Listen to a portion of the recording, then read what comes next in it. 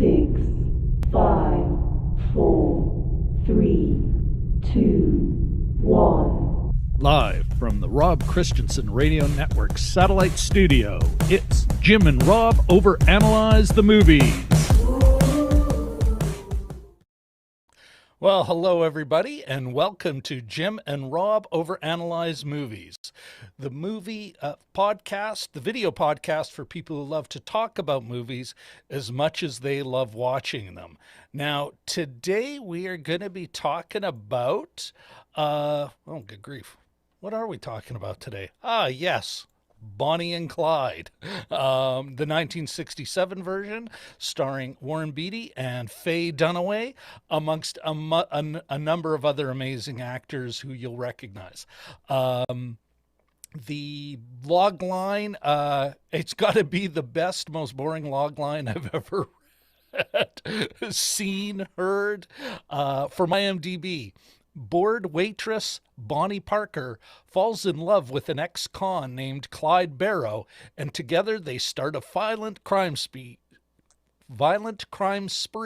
through the country, stealing cars and robbing banks. Anyway, there's the movie.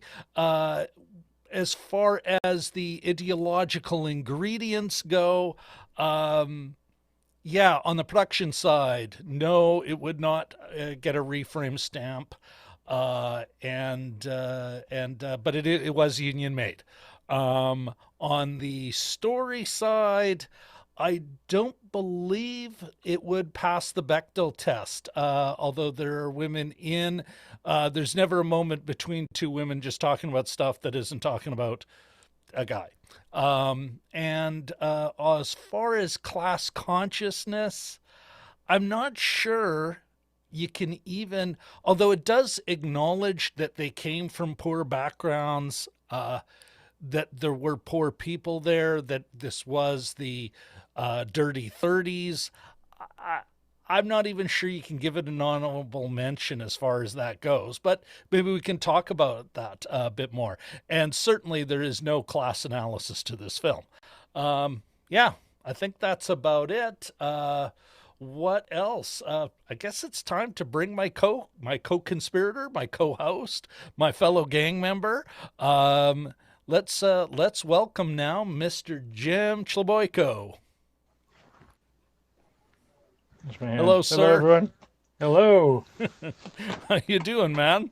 Good. Sibilance. I'm using a new microphone, so check. Sassafras.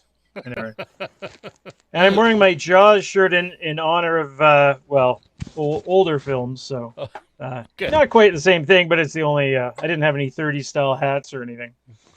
Yeah, I do, but I don't think it would play well here, so. I left that to the side as well. Why don't we, before we get into the show, Jim, we've got a few people in the chat. Why don't we say hi to everyone? You bet. All right. First of all, first guy in class, Mr. Vlad 65. How you doing, man? Banjo music.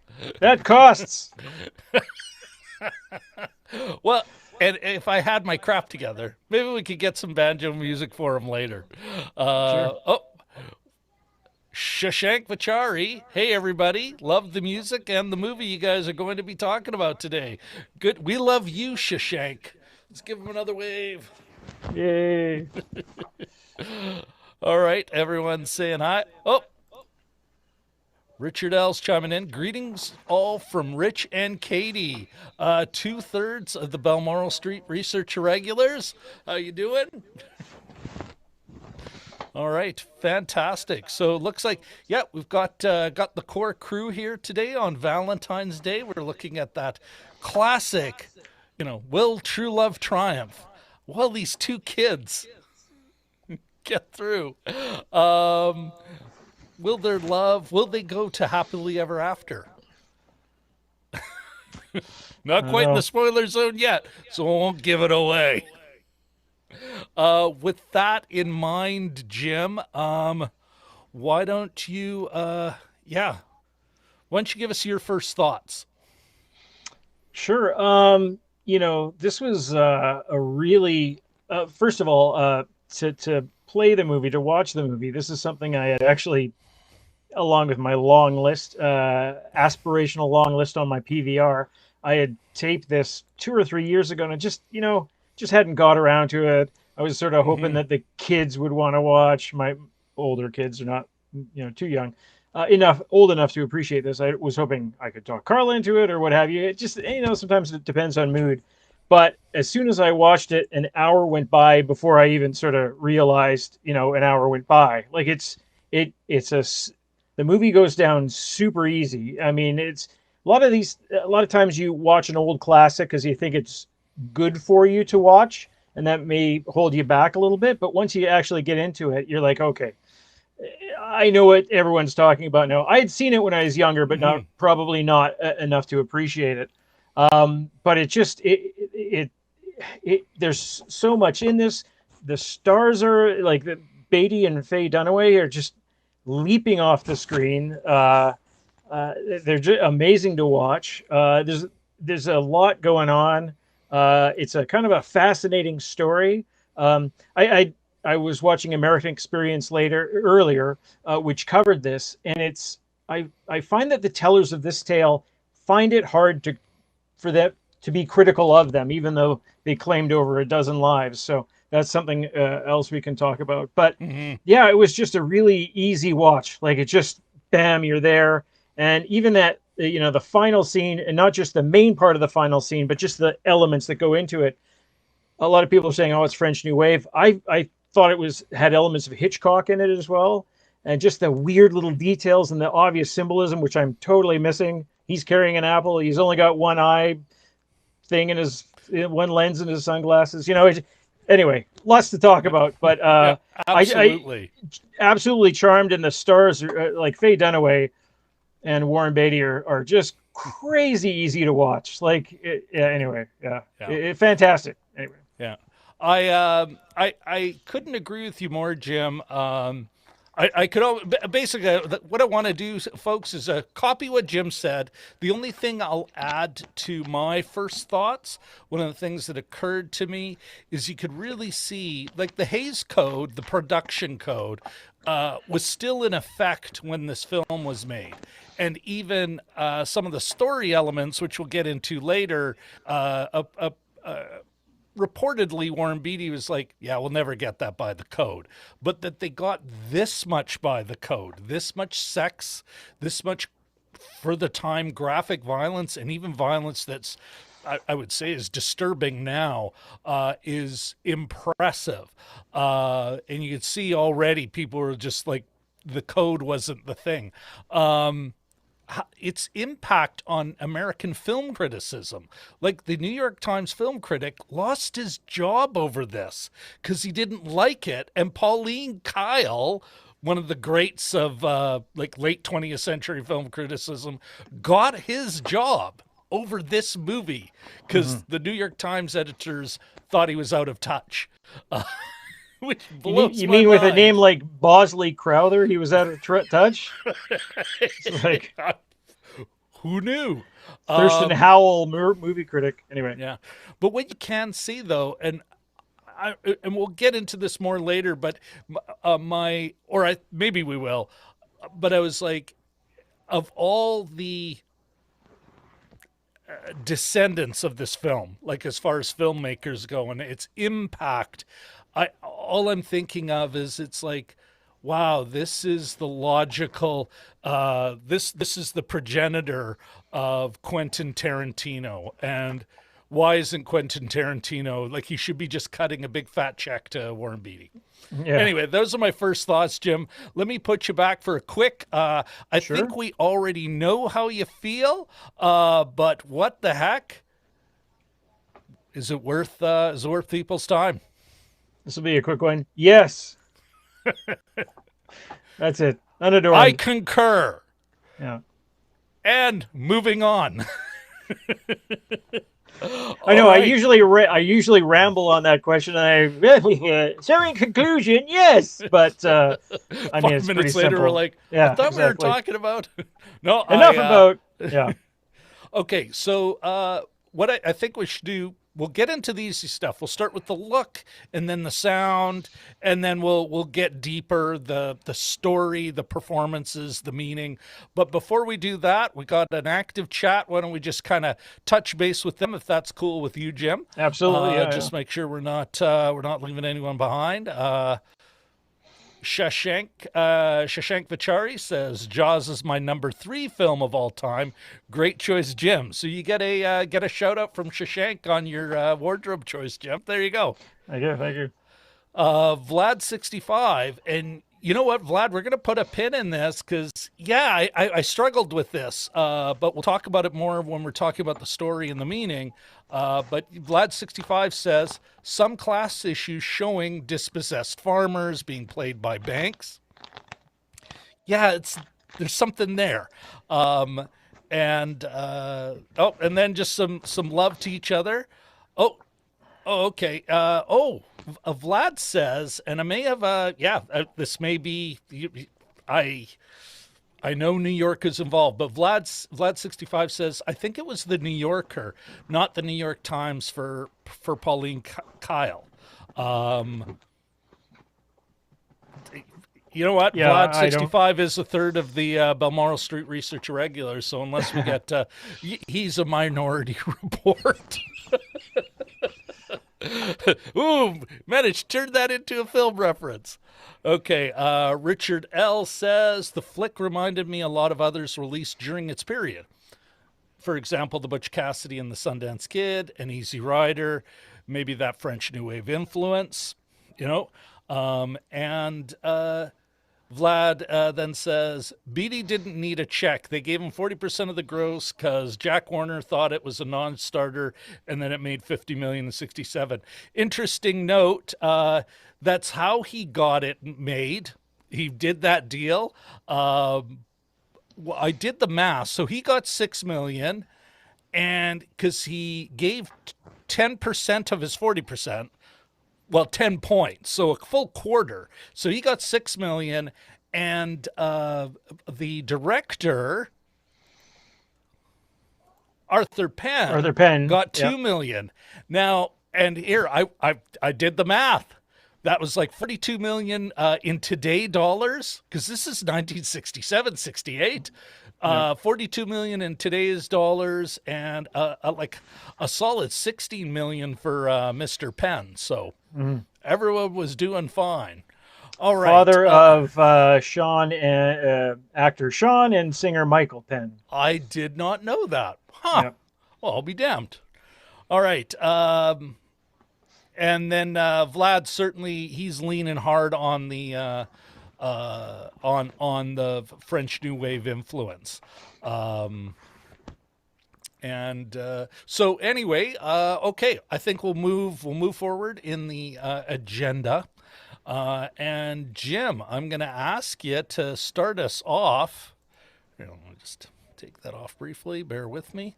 I'm going to ask you to start us off, and why don't you tell us why don't we start with the look? Because it's such a visual film, and why don't you give us your first take on the look of the film? Sure. While I cue up some tunes, maybe find a fiddling song, Foggy Mountain Breakdown, or something like that. You know, the especially near the end there's that final scene, and the famous final scene, and you can find it on YouTube. There's like a minute and 23 seconds, but there's all those elements.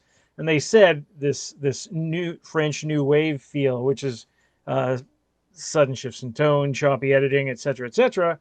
I was trying to get a verbal description of it, but just those elements, like just the quick cuts and the reaction, and their eyes meet before they. Well, we're not in the spoiler zone yet, but.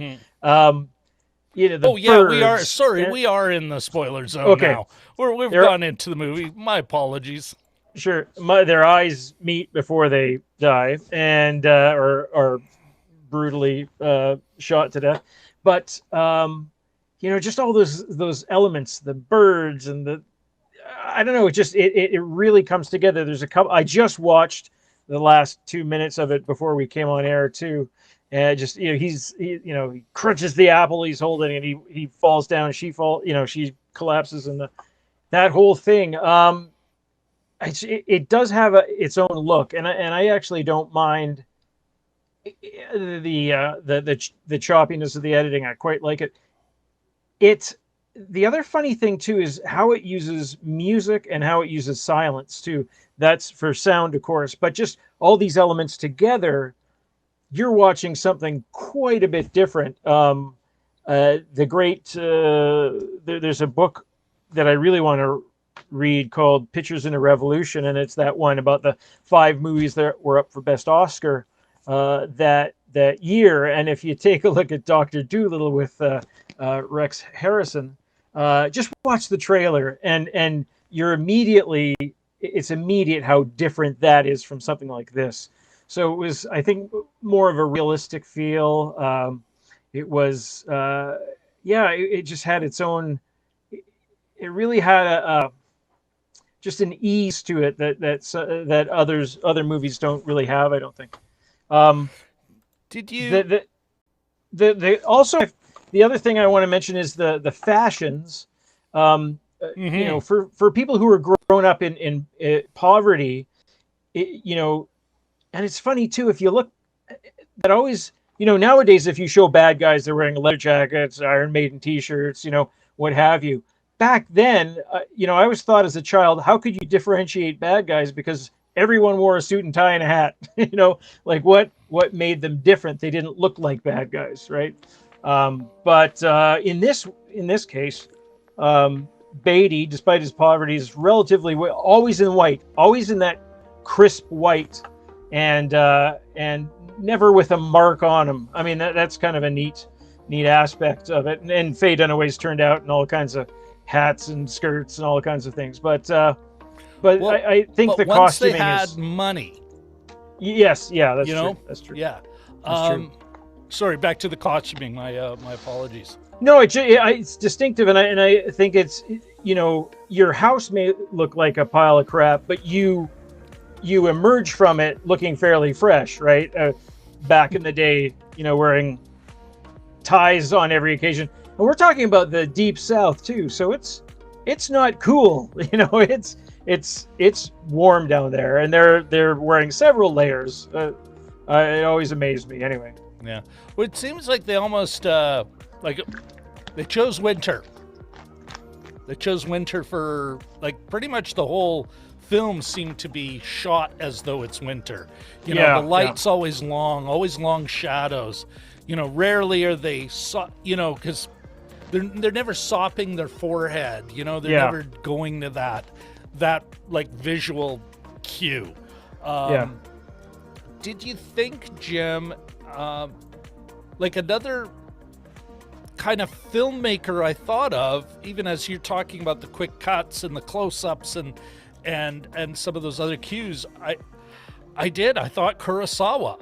If you look at some of Kurosawa, the whether it be Rashomon or anything with a lot of violence and action, and you had some of that, this quick cutting, the pushing in on someone. I think there's some of that going on in this film. I can see that. Yeah. No, that's it's funny if you go back and watch something like Yojimbo. It's all leading up to a sword fight, which takes 3 seconds. It's literally just and it's done. No long, drawn out.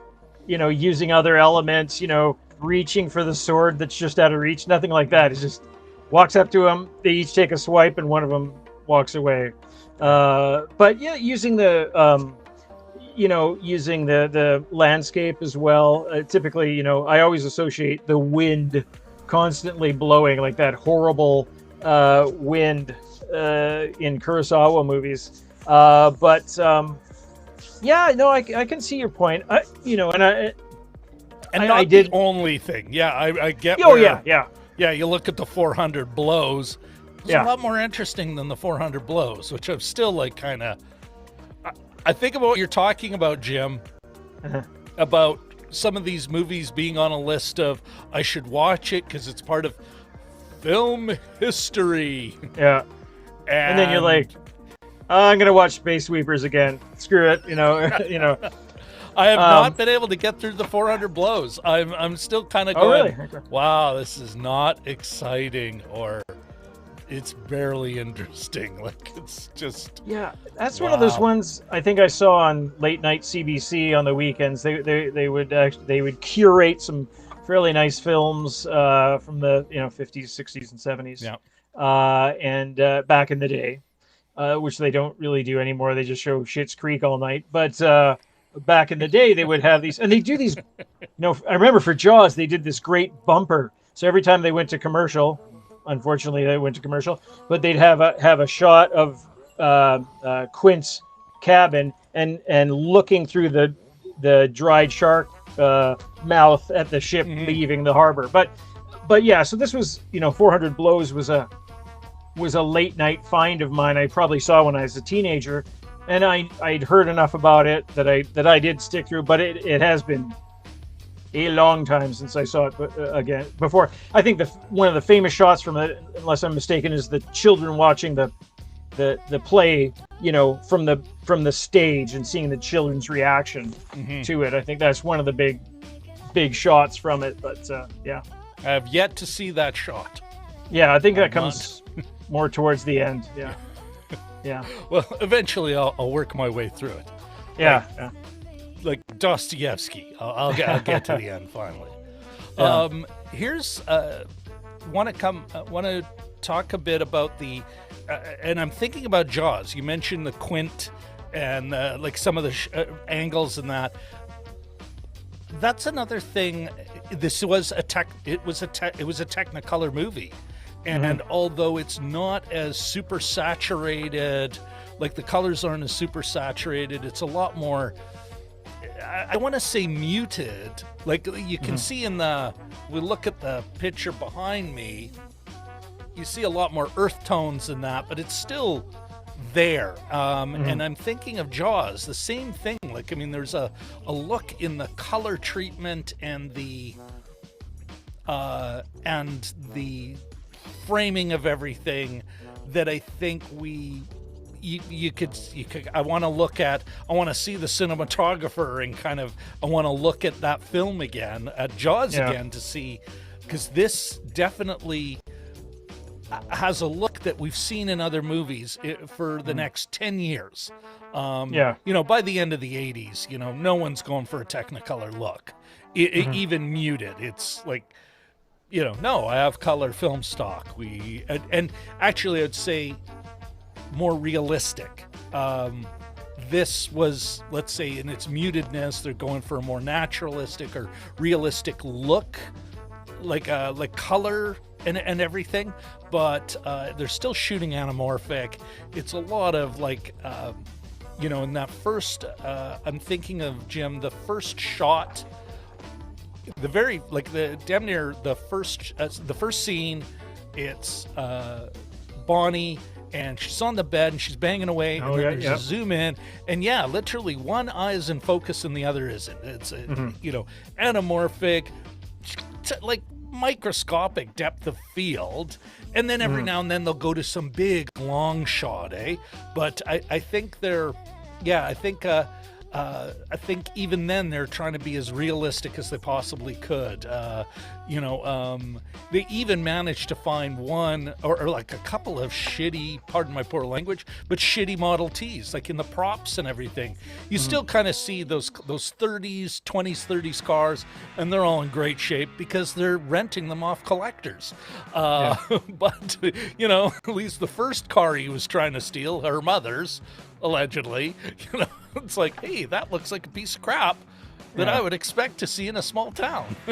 Do you know what I mean? Like, it's funny. I was watching early, like in between seeing the movie, and then tonight I was watching there's an American Experience episode. It's a PBS series. It's on YouTube under Documentary Now, I think is the channel. But fantastic! It's very well done, and we'll put a link on it we pin later. Yeah, absolutely. And it gives you a lot of the background and some of some of the real sort of dirt behind the story. But one of the interesting things, a la PBS, they said, an important part of the story is the rise of the electrical starter for automobiles, and that the brother Butch, Clyde. Clyde's brother starts with B.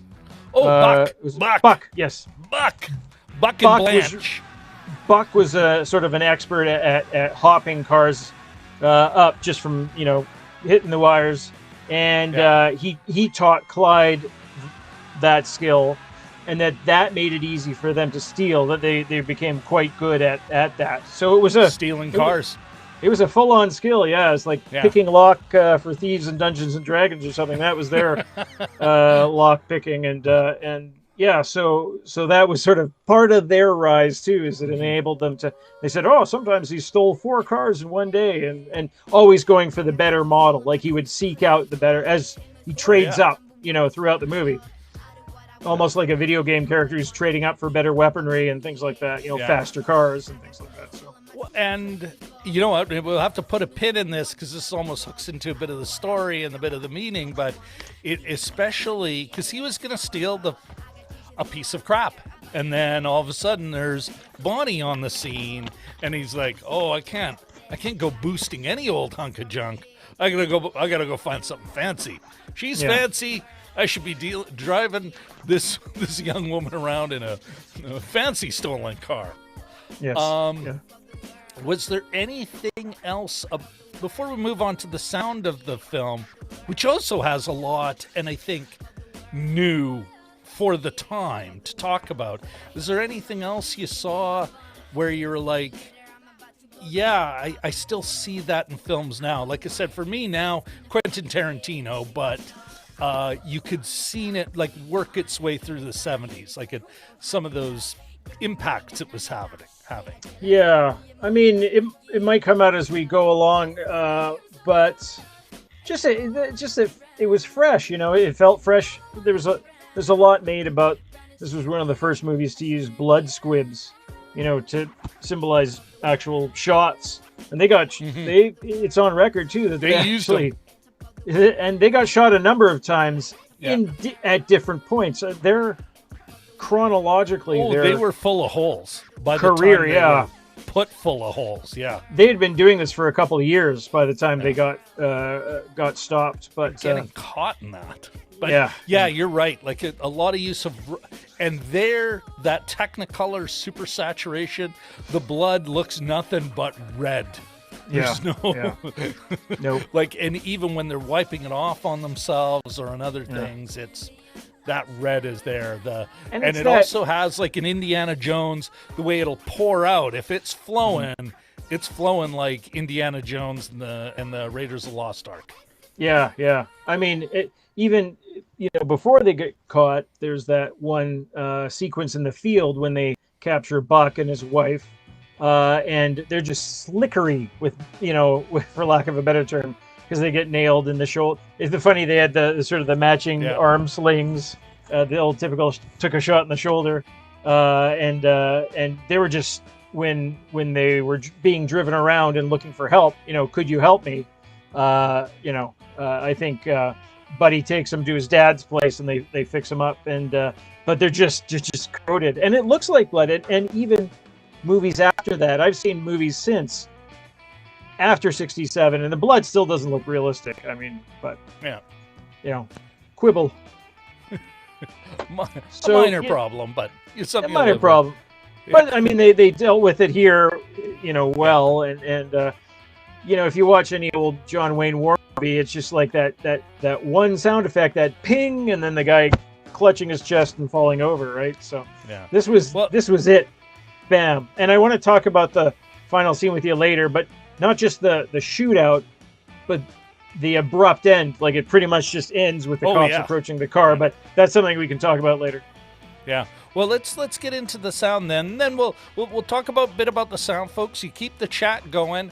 But we will. I've got a marker. Unfortunately, we missed Shashank having to get back to class. But hey, Shashank, thanks so much for dropping by, and then for the folks who keep chatting away, and we're going to catch up with you after we kind of work our way through the sound. So feel free to talk about the look, the sound, heck, have your own adventures. Okay, Jim. Well, yeah, the sound, the soundscape, the soundtrack, although notwithstanding a few tunes in there, it seemed to be a lot like either diegetic, like if there was a song that was in the thing, or it was really just you're hearing the car, you're hearing you're hearing poor Blanche screaming, Yeah. you know, like, I mean, maybe when they're on, every now and then they kind of treat the crime as a hijink, you know, and they're just, look at those kids on their zany schemes, but, you know, including that time when Gene Wilder in his debut in a film. I'm going to get those kids, those meddling kids. So what did you think of the soundtrack? What did you think of the sound? Even the lack of sound, you know, where they... Yeah. There was. I thought for the most part it was really nicely restrained. If you do watch older movies I'm thinking more of movies from the 50s, but they're just saturated with music, constant. You can't have a sandwich and not, a character can't eat a sandwich or tie up his shoes without being a swell of the sandwich theme. This is how you should feel about this movie, and just like leave it alone. So in this one, the restraint is and I haven't watched every movie from the 60s, but it seems its restraint is really impressive. And there's scenes of silence. I think the final scene when they get ambushed by the police, they're Dragon looking movie at guy, you're a smart ass. Continue, Jim. Sorry, I just had to that note the smart aleck in our chat. Yeah, I noticed that earlier. That little quote. But they're look at each other, when they're like, is this it? And they're allowed to briefly lock eyes, and there's no accompanying big, if memory serves correctly, there's no accompanying big swell of music, and there's a lot of. They just let it, and as we say a lot on this, they just let it breathe. They let the movie breathe. There's a lot of silence in this. There's the diegetic sound. Sometimes the radio's on, sometimes it's off. Dynamic wise, there's the hopped up brother Buck who comes in. He's always telling a joke or wrestling and super loud, and his screamy wife, and comparatively Bonnie and Clyde are quieter people, and Michael J. Pollard barely says a thing as CW, their little mechanic guy. I really enjoyed the silence when it was used. Conversely, I also enjoyed the Foggy Mountain Breakdown, which is, it's now a cliche. They would show it on Sesame Street and all kinds of comedy and stuff, but I think they're the ones that sort of took it and elevated it. That familiar banjo theme. There were a couple spots, not everything's perfect. There were a couple spots when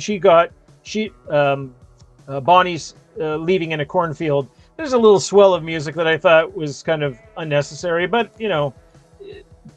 again, minor quibble. They pretty much leave it alone. Just the silence I really thought was there's huge sections of this movie that are not accompanied by music, and it was welcome, actually, for me. How about you?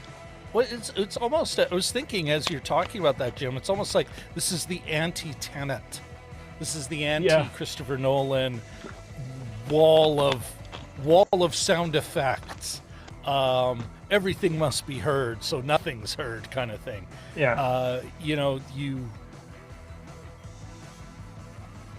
You get to be in the feel of their world. And so when Bonnie Parker is kind of losing her shit because she wants some peace and quiet, I felt her. I felt as she did.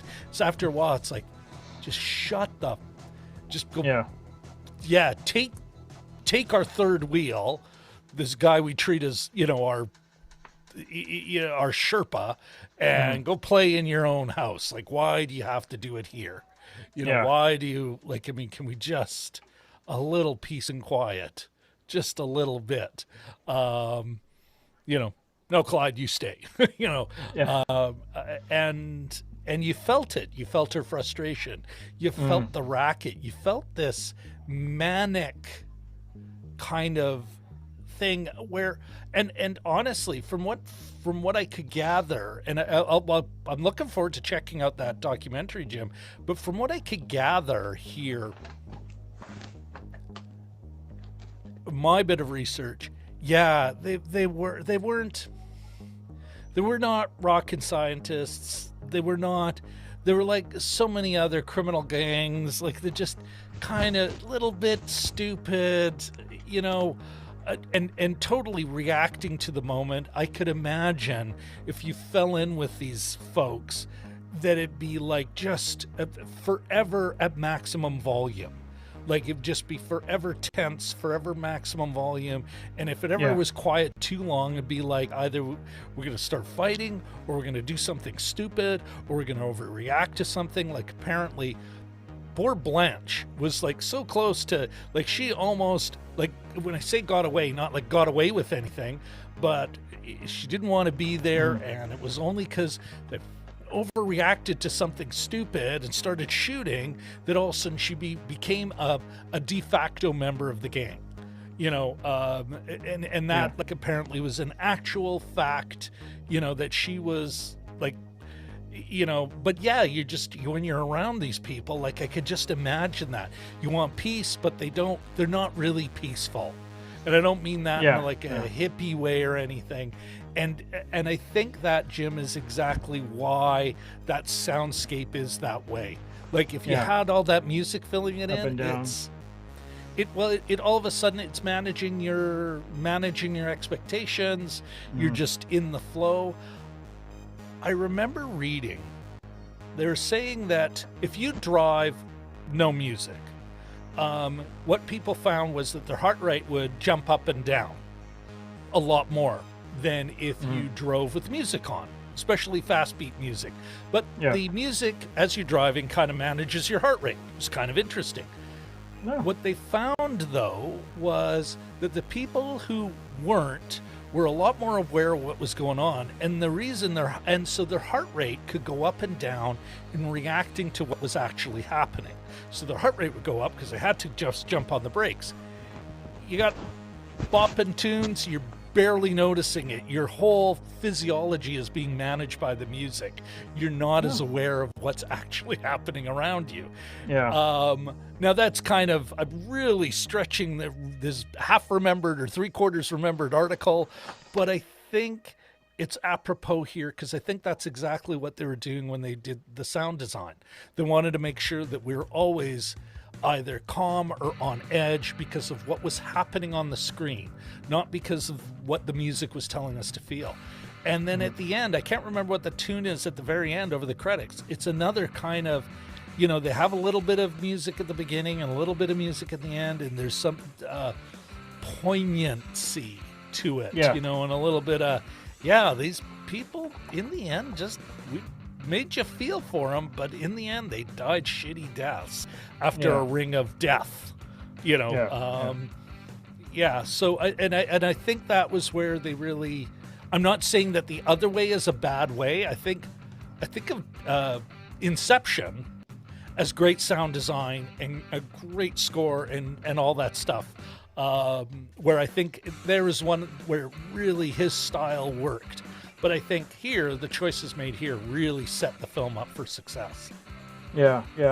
No, that's a good point. And it plays with tone the whole way through. Like, I think it was Vlad who was mentioning in communications with us, just the credits at the start where their names go from white to blood red. Red, yep. Almost like a horror movie, and then it starts up and it's a sort of little, this meet cute kind of thing, and then there's the hijinks aspect of it. And I remember one old school reviewer, just from what I've read, said, "Oh, this is like slapsticky and for the mean, moron crowd.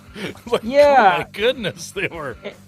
And sure, it was showing some people that were, maybe had issues of impulse control and maturity or lack thereof, but like many criminals. I would not call this slapstick, and No. and I And it wasn't Keystone Cops. There wasn't that,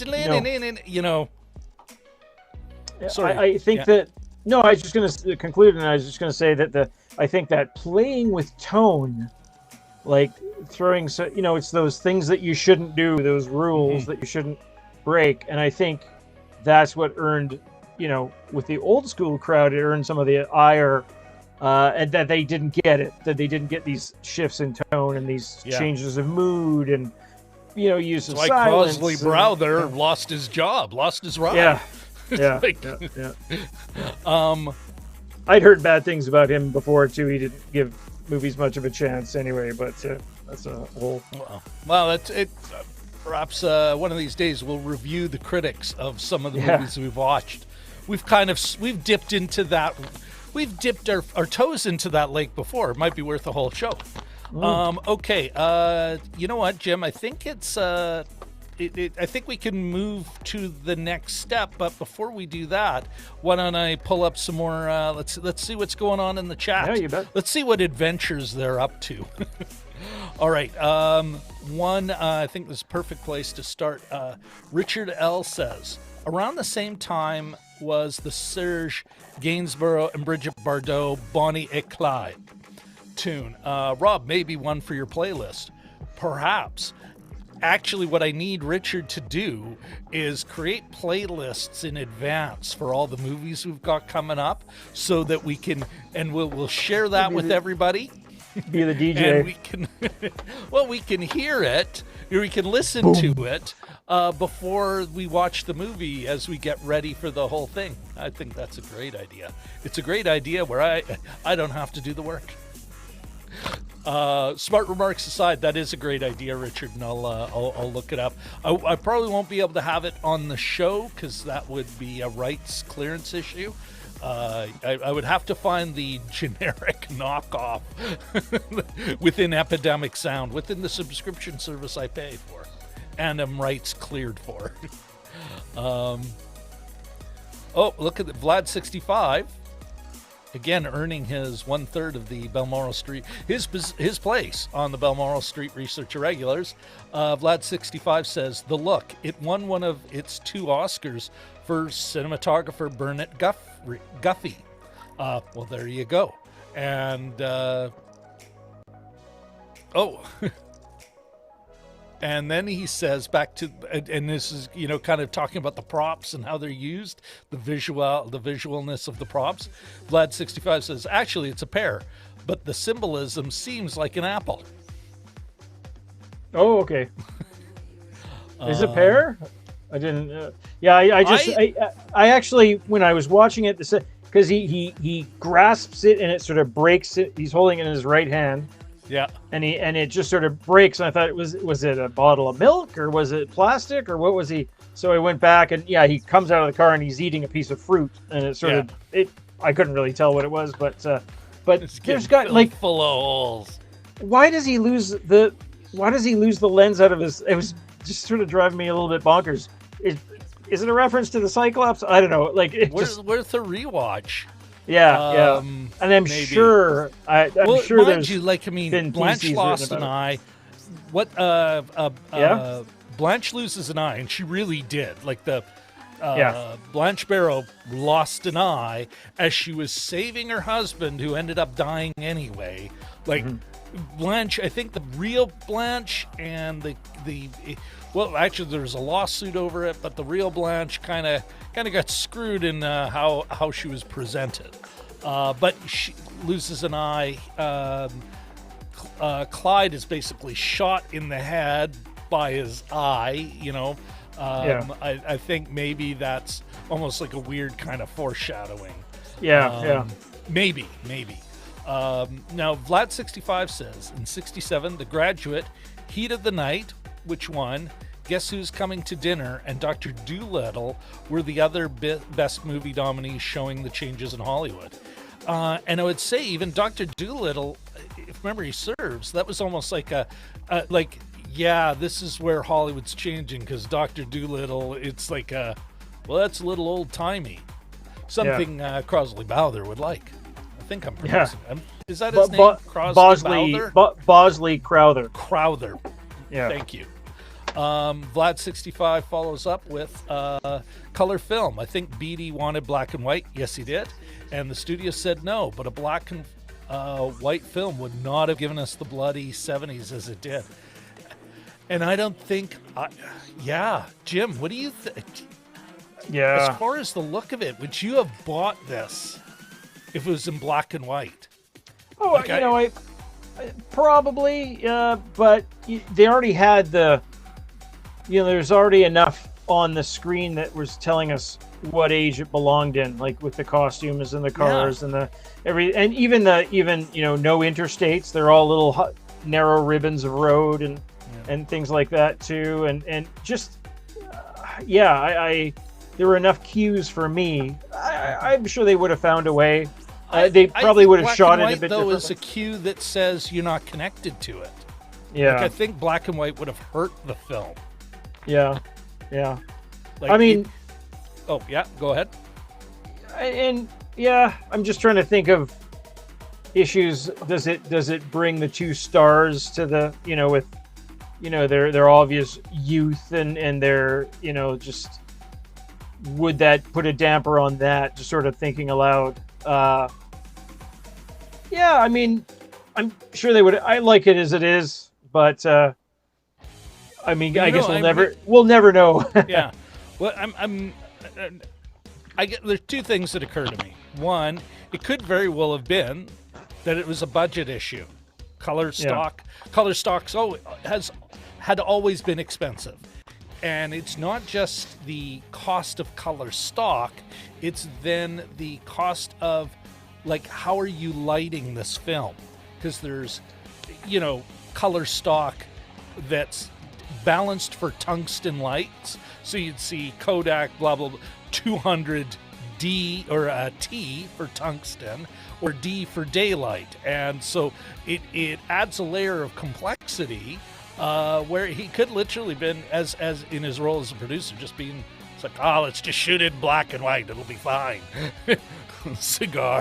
These cigars, I gotta smuggle them in from Cuba now, they're expensive. I'm doubling down on it, Jim. I think black and white would have really hurt the film, because all of a sudden we lose some of the, everything else is pretty naturalistic. Yeah. We're feeling... We're put there. We're seeing them in their youth. We're seeing how black and white. I think especially even in the '60s, people were starting to go, well, no, there's color. Why? Black and white was not being shot for any other reason than it was cheap. Mm-hmm. It was cheaper. But everyone else is, we have color. Why wouldn't we shoot color? Same reason why it's like, well, why wouldn't we use sound? We have sound now. We can record them talking. I think it's something that it's so stylized. If they had made the movie in 1957, then we would have been, well, that's the way they looked. But I think it would have hurt the film. There's a really nice period of black and white, and you see it on different, you can watch Turner Classic Movies, and they'll have some, there's different ages of black and white, of course, and sort of closer to the I guess the early 1960s. I'm thinking Patch of Blue with Sidney Poitier. There's this creamy, sharp black and white that was just beautiful, that I even recognized as a teenager. I'm like, that's gorgeous. But it's not something that it's color for a reason, I guess. I don't think you'd do something stylized that they do these days, like the Schindler's List, the girl in the red coat. I don't think they would impose blood, like red blood, on the black and white body or anything like that. Or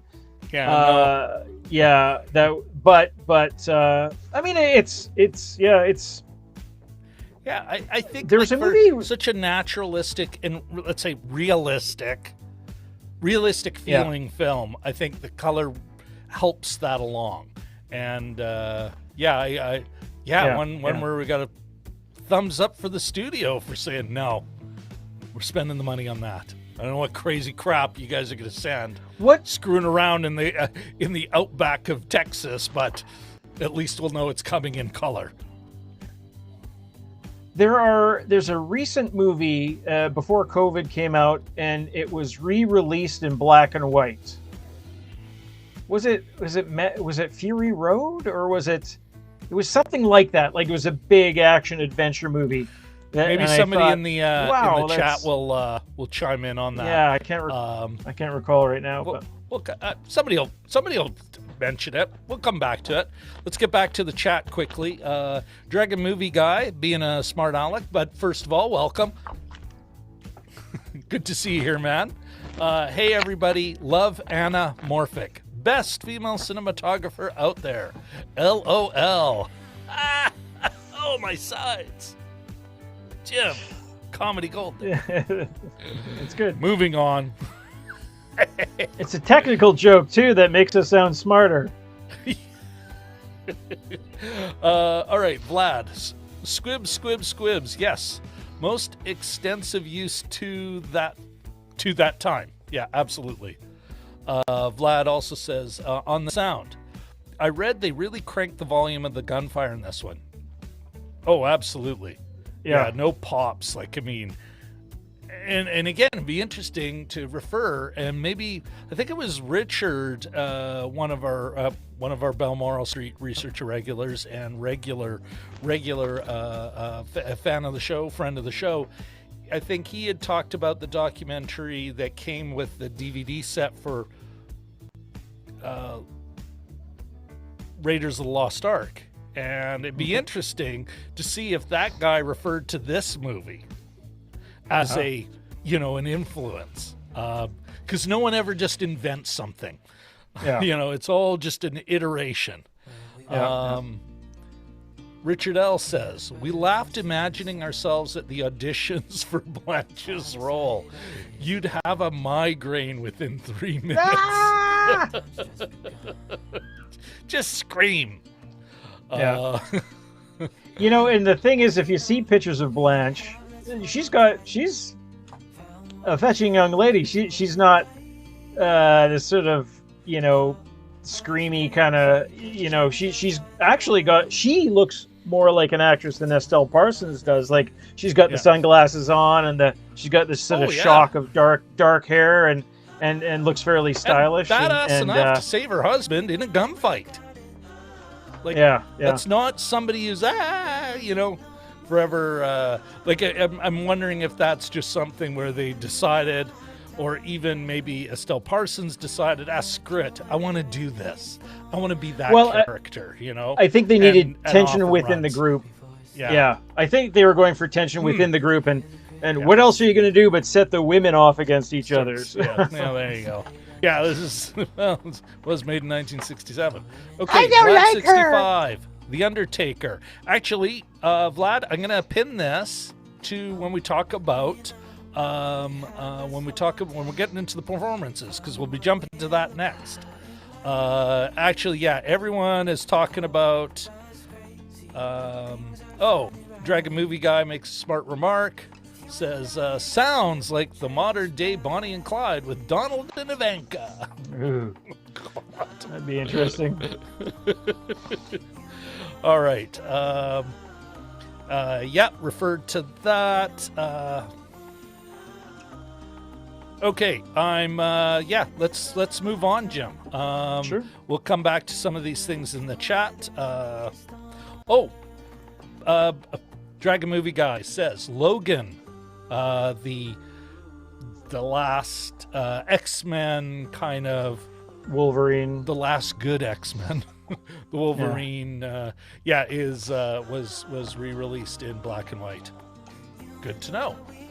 All right, I think next, Jim, let's go to let's go to performance. Let's talk about performances. Everyone in the chat's kind of chiming in on that, so let's go there. Where do you want to start there? Well, the leads Faye are... Dunaway's smolder, her crow. smolder action. My goodness. She just, you know, there's sometimes you see somebody and you know, you can imagine going back. And she was, I don't think she was well known. I think she was sort of plucked out of obscurity. And there were a lot of different actresses up for the role. And man, just leaps right off the screen. And it's not just beautiful, you know, beauty. It's not just cheekbones. It's not, you know, whatever. It just, there's an authority there. And she's playing a sort of a, and she plays it well, a naive young woman, you know, sort of sensitive, is a writer, you know, writes poetry. And I don't know, she's just got, her and Beatty together are just crazy. Like, it's, you can't take your eyes off them. Look at that. Look yeah. at that badass look. Like, Oh, I know. You know, just like killer. Yeah, I mean, what a choice. Again, as I said on Twitter earlier, I mean, I'm not saying that The Rock doesn't have smoldering intensity, but yeah, Faye Dunaway, like, just, well, at the same time, yeah, you're right. Like, she delivers a really full performance. Oh yeah. Not just because at the beginning you could be I'm thinking it's almost like, okay, Juliette Lewis in is it True Romance? I believe that. Is she playing a teenager? First time I noticed, like, no, Cape Fear, she's that. She was almost like not Cape Fear later, I think. Okay. I want to say it was Probably True Romance True or one of those where she's like the crazy girlfriend, as they all, like a modern Bonnie in a Bonnie and Clyde kind of film. And a couple of other actresses have really done that well, but no full human being. Like, they're almost like it's that crazy girlfriend that gets the guy to kill people just to, you know, get off on the murder or something. No, like and I was worried about that at the beginning. I'm like, well, she seems, oh great, the sex crazed woman picked up in a small town and now will murder some people. The Getaway is another one, both the original and where, you know, the woman actually leaves her husband, they kidnap it's just awful, where the woman is reprehensible. And one of the criticisms of the film was that, we're making him look too good. But yeah, I thought her performance was just outstanding. Like, again, a full person, could be sweet. You saw her, you felt for her as she's, you know, it's like, why can't her boyfriend sleep with her? You know, like, you know, all that stuff. And, you know, even as she's flipping out on Blanche, but, you know, like, it's just, I thought she was rocked. And again, Smolder Jim. She would win in the Smolder games. That's what I'm saying. Yes. The Rock would have been, hey, here's your silver. You know? That's a good. Two people I don't normally associate with each other, but that's. I know you're trying to illustrate a point. But well, who else is good at that? And I'm a fan of those Jumanji reboots. And part of his character's name in those movies, in those Jumanji movies, was Smolder Bravestone, and it was one of his special skills as a video game character.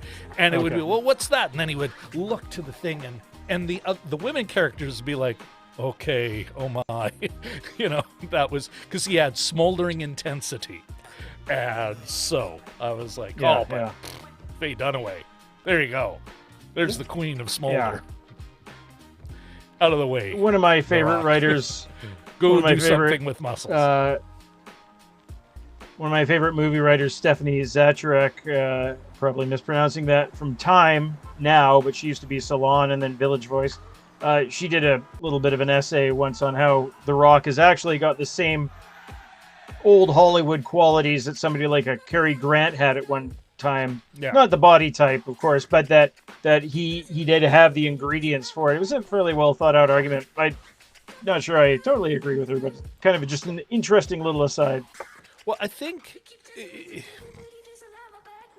you know what, and actually, you know what? Let's keep going because I'm like, all Sure. of a sudden it'll be about The Rock. Tangential, yes. Although exactly. I have an opinion on that. I'm with you, Jim, and I would go even further. I am a fan of his, and I think there's where his physicality restricts him. Like, he's so big, it's almost like, well, my cheap joke earlier, go do something with muscles. It's like, but Yeah. the guy has comic timing. Even in Moana, he's typecast. Yeah, and can't yeah, escape. delivered a great performance, like a feeling, and yeah. Well, what about and I think you're praising. I think you were singing his praises when we were talking about it earlier in First Thoughts. But wow, Warren Beatty, as Clyde, and again another one where he could have just been a killer maniac or an idiot, and he gives a full performance. Yeah. No, and it's like with most things that are satisfying, it all boils down to character. Whether it's a comedy, always the best comedies, like with Bowfinger, it's about character, right? And this one, it's also about character. I mean, it's about a situation, but it's about characters within the People situation. in that situation, yeah. He's got those, and then physically, he's got the constantly sort of white shirt, white tie, the gleaming white teeth. He always looks turned out. It's interesting at the final shot, but still a boy. Like, there's a boyishness to him, true to the actual guy. Like, he was 20 when those two met. She was 19, he was 20. Like, yeah.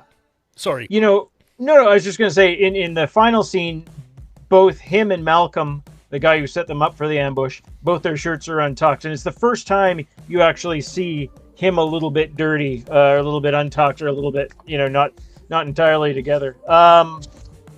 Just and that sort of enthusiasm and that, the sort of the moodiness, and you can turn on a dime a little bit, but not too much. Like they don't often do that.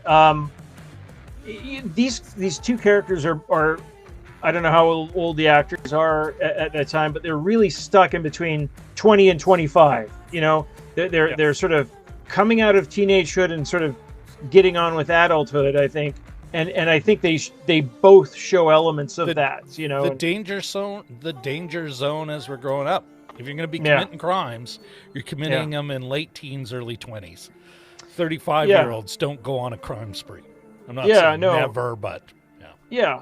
But even that, this scene at the start where, there's sort of some really neat elements when they show. It's the morning after they meet, I think, and like all these things, like his sort of like, and I think a case could be made for some sort of psychological issue, whether it's fetal alcohol syndrome, just that poor impulse control and the not really thinking about consequences. So, and I thought to myself, wouldn't sort of just going on, not killing people or robbing banks, but going on an adventure seems like fun until you wake up in an empty cabin lying on car seats. Car seats. And that sort of morning, just like, where am I? But that whole scene from there where he teaches her to shoot a gun and she shoots the tire, and then the people who are saying goodbye to their house come back, and there's a neat little sort of like he's jumping up and down enthusiastically, and then when they see the people, he holds the gun on them, so he's threatening, and then he realizes, they're not necessarily not on his side, and so he hands him the gun to take a shot at the... that trustingness that you have as a youth.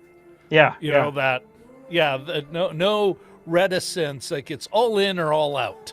That was I quite enjoyed that early scene, and it showed you some, and then he hands the and another weird thing about this movie was they're almost, compared to the other Oscar movies that year, not really any kind of notion of race. I don't even know if there's black people in it, but I don't think they had any lines. He just handed the gun to Davis, who is his second guy, or his, the old farmer, his buddy. and then Davis takes a couple shots at the old building too. But Yeah. that's beside the point. So yeah, so Beatty showing all, like, even in that one scene, showing all kinds of range, what the character's capable of on either side. You're right. Yeah. You know, being threatening or being welcoming, and then you know, Gene like Hackman I said, with his, like either super trusting or no trust. yeah. Yeah. But then the whole crew, I mean, Gene Hackman and Estelle Parsons with the sort of secondary roles, you know, and Michael J. Pollard is actually super interesting. I mean, you recognize him from the 100 movies he did after this. He passed away. Estelle Parsons still alive. Beatty, Faye Dunaway, Gene Hackman still alive. But who I really sort of, I haven't watched Gene Wilder in a while, and I just thought, man, does anybody have delivery like him? I mean, it's that unique kind of, like, I don't know, John Cusack or Martin Freeman, or these people that you like for their line readings. Yeah, the moment, like, she's Evans, who you will recognize from, and I guess kind of became maybe not a darling, but you know, a go-to actor in sporting roles for John Frankenheimer. But still Evans alive, Evans, by the way. Yeah, still alive. But she, you know, when she says, "I'm 33," and she's just, and Wilder's ability to to communicate with just, like, that face is like the perfect shape to just a bit of and some eye movement in that, and it's like, well, there'll be a conversation between those two later. Yes, And yeah, like, I mean, they were based really closely on real people who these guys had taken with them as hostages of a sort, you know. Yeah. What about what about, like, Gene Hackman? You know, again, another manic kind of, whoa, how do we you know, like, it's almost like this was, well, mind you, they're already in trouble, but they'd already killed a man. But Gene Hackman and Blanche showing up is the almost okay, and here's some more gasoline. Yeah, and really Gene Hackman, not Blanche. You know. No. Yeah, no, he was obviously, you know, the kind of thing. He was one of those guys that you probably, as I often put it, that you probably wouldn't want to go camping with, you know, because you'd be stuck with this guy. But you know, he was.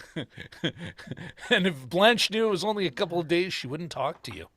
Yeah. Oh yeah. Like, she'd be that person sitting there with nothing to say and proud of it.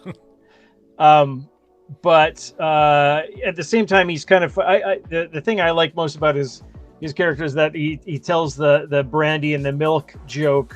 You know, you hear it 2 different times in the movie, and you know, he tells it later to Gene Wilder after telling it to you know. So he's got a limited amount of tricks up his sleeve, or he's got a limited amount of jokes, you know, that kind of thing. Yeah. But it should be true to these. Yeah. I think that there's a these hardiness incredibly murderous ding-dongs. Yeah. This is not to say that they were wonderful people. No. They murdered like so many other human beings. They think 13 according to Wikipedia, but 9 cops and 4 civilians. But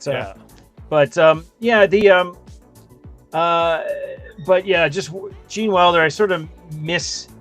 Literally, I really have to watch baker's dozen of human beings. Yeah. Oh yeah. But the performance. I like, what a cast, and so many nominations. Oh yeah. Not that you need those nominations to you know, justify or to say these performances are good. Anybody who likes movies can tell this that these performances were good. But and it's hard to overcome the 2 leads. You know, I don't think. You know, very occasionally you see somebody and you could see the others. Like, the others were given, you know, like, time. They weren't. Yeah. They didn't have time stolen from them. Yeah. You know. Yeah. No. So great. I I don't think any one person stood out. I think it's interesting that Estelle Parsons won. I haven't taken a deep dive into all the nominations that year, but you could easily make an argument for any one of the others there. You know, the Gene Hackman, I liked his hardiness. I like that, you know, he comes in and he is sort of like a force of, you know, that one scene where they get into a rental home, or that they rented the home for a month before they get kicked out of it, and he's on the phone right away. He goes to the phone, he goes, 8 pounds of beans, 14 bottles of Dr. Pepper, literally Dr. Pepper, and he just reads out a list. He knows what he wants, and you know, he's into getting fed, you know, and that's that was. Well, and Faye Dunaway plays it so sketchy that of course the kid's like, well, and I hear whispering, loud whispering, like, yeah. There's something not right, sir. Mr. Cheevers, Yeah. that order was weird, and she didn't tip. Yes. Yeah. I thought that too. I noticed that too. That'll be the cheap bitch about that. Yeah. Yeah. Why don't we? You know what? Before we move forward, let's catch up on some of the chat here, especially on the performances where people were really kind of getting into it. Starting up with where Richard and Katie were talking about how much they were laughing about it being in the listening to the Blanche rehearsals, or the Blanche castings. Auditions. Okay, Vlad, The Undertaker really did, Bonnie and Clyde really did grab a guy named H.D. Darby and his associate. She was reported to have said, maybe you will work on us within 1 year. It's reported. His associate, who apparently was like a realtor or something, like a realty sales agent, you know, which it's like, but it was a nice little bit, and almost like again, a harbinger of, well, no, I can't say it's almost like just how stupid they were, how, you know, that they would, like kind of why take these people, like why, you know, just for the laughs. Anyway, Richard confirms that Estelle Parsons ending up winning the Academy Award for Best Supporting Actress for that role. Vlad 65. Oh, to Richard. Okay, here I'm. Blah blah blah. Sorry, guys. Okay. Vlad says, I heard Blanche, like the actual Blanche Barrow, actually sued Warner Brothers for the way she was depicted. So did the family of Hamer, the Texas Ranger. Yes. And from what I understand, Blanche, actually, there was an out-of-court settlement for her. But I'm not sure about the family of the Texas Ranger. Although, if you wanted to, you can watch The Highwayman on Netflix, which is actually more historically accurate, because Hamer never met them. He was the guy who tracked them down, plotted out their course, which is fascinating. I guess what they were doing, the real ones, what they were doing is they kind of had a 5-state ring that allowed them, what they'd try and do is, like, before these things became, like, robbing a bank was a federal crime, and just before, like within months of them all dying, everything had changed. All these guys, Dillinger, Pretty Boy Floyd, etc., they were all dead. But what they would do is kind of skate over state lines. So they'd rob in Texas and then hook into Oklahoma. So the local police couldn't pursue past those state lines. And it was all along a ring of these states where there was family members that they would go and visit, because criminals are, like the rest of us, creatures of habit. Absolutely. All right. Okay, the Vlad 65 says the Faye slapstick was what made Bonnie and Clyde so strongly subversive and important. You laugh along with the gang, and then there's that horrible, horrible shooting in the face where everything changes. Mm-hmm. I think, and that was certainly the criticism of the, and I don't mean criticism, what the critics are talking about of the time, you know, and they're kind of lean towards it was too slapstick. I'm not, I got to think on that, Vlad. It's a good point. I'm like something scratching in my brain about it that I may never get back to it. The nature of our show, eh, Jim? Yeah. You know. Yeah. Well, it's Throw it on 3 the days later. I don't know about you. 3 days later, I'm like, oh, this is what Yeah. Here's the observation. Yeah. And now I'm going to shamelessly wedge one in from last week, Space Sweepers. Uh-oh. The key weakness of the film. The key weakness is the villain, I think, and we talked a lot about the villain, the Elon Musk wannabe. But if there is a Jean-Baptiste, if he was more like Jean-Baptiste Zorg, you would have had an effing movie. That would have, all of a sudden, it would have been Fifth Element level. Yes, okay. There you go.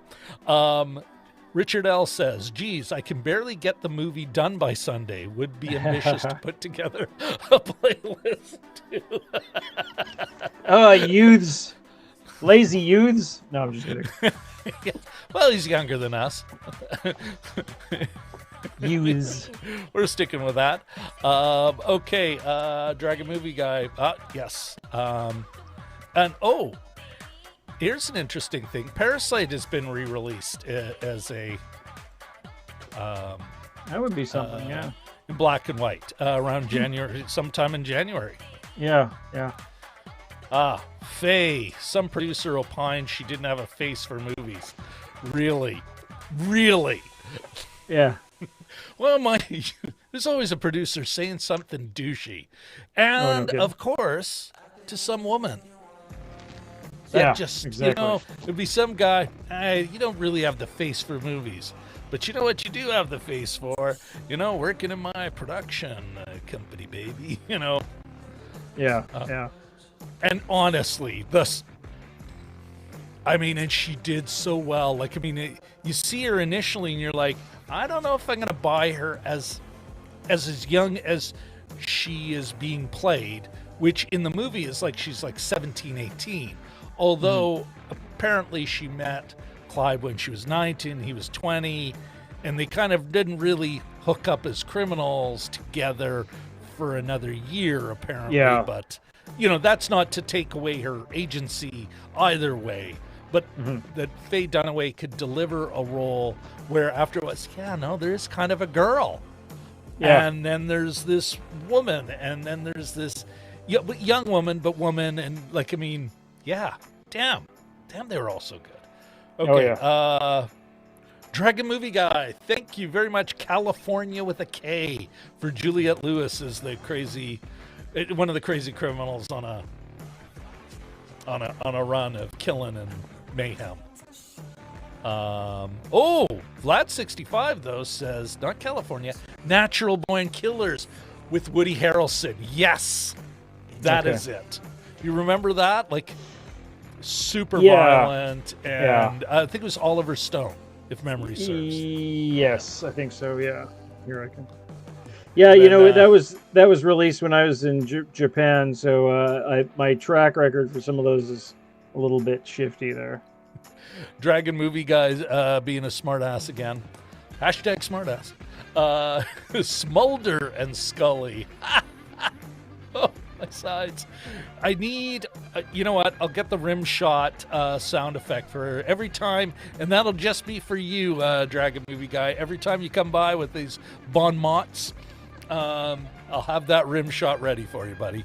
Okay, Vlad 65. Oh my God. Juliette Lewis was in both California and Natural Born Killers. They're both right.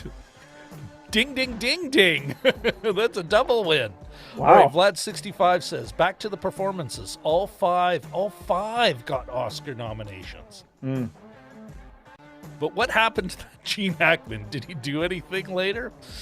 I don't know. That's a. You probably have to dive deep into the corners of the internet to find out what he did after that. Yeah.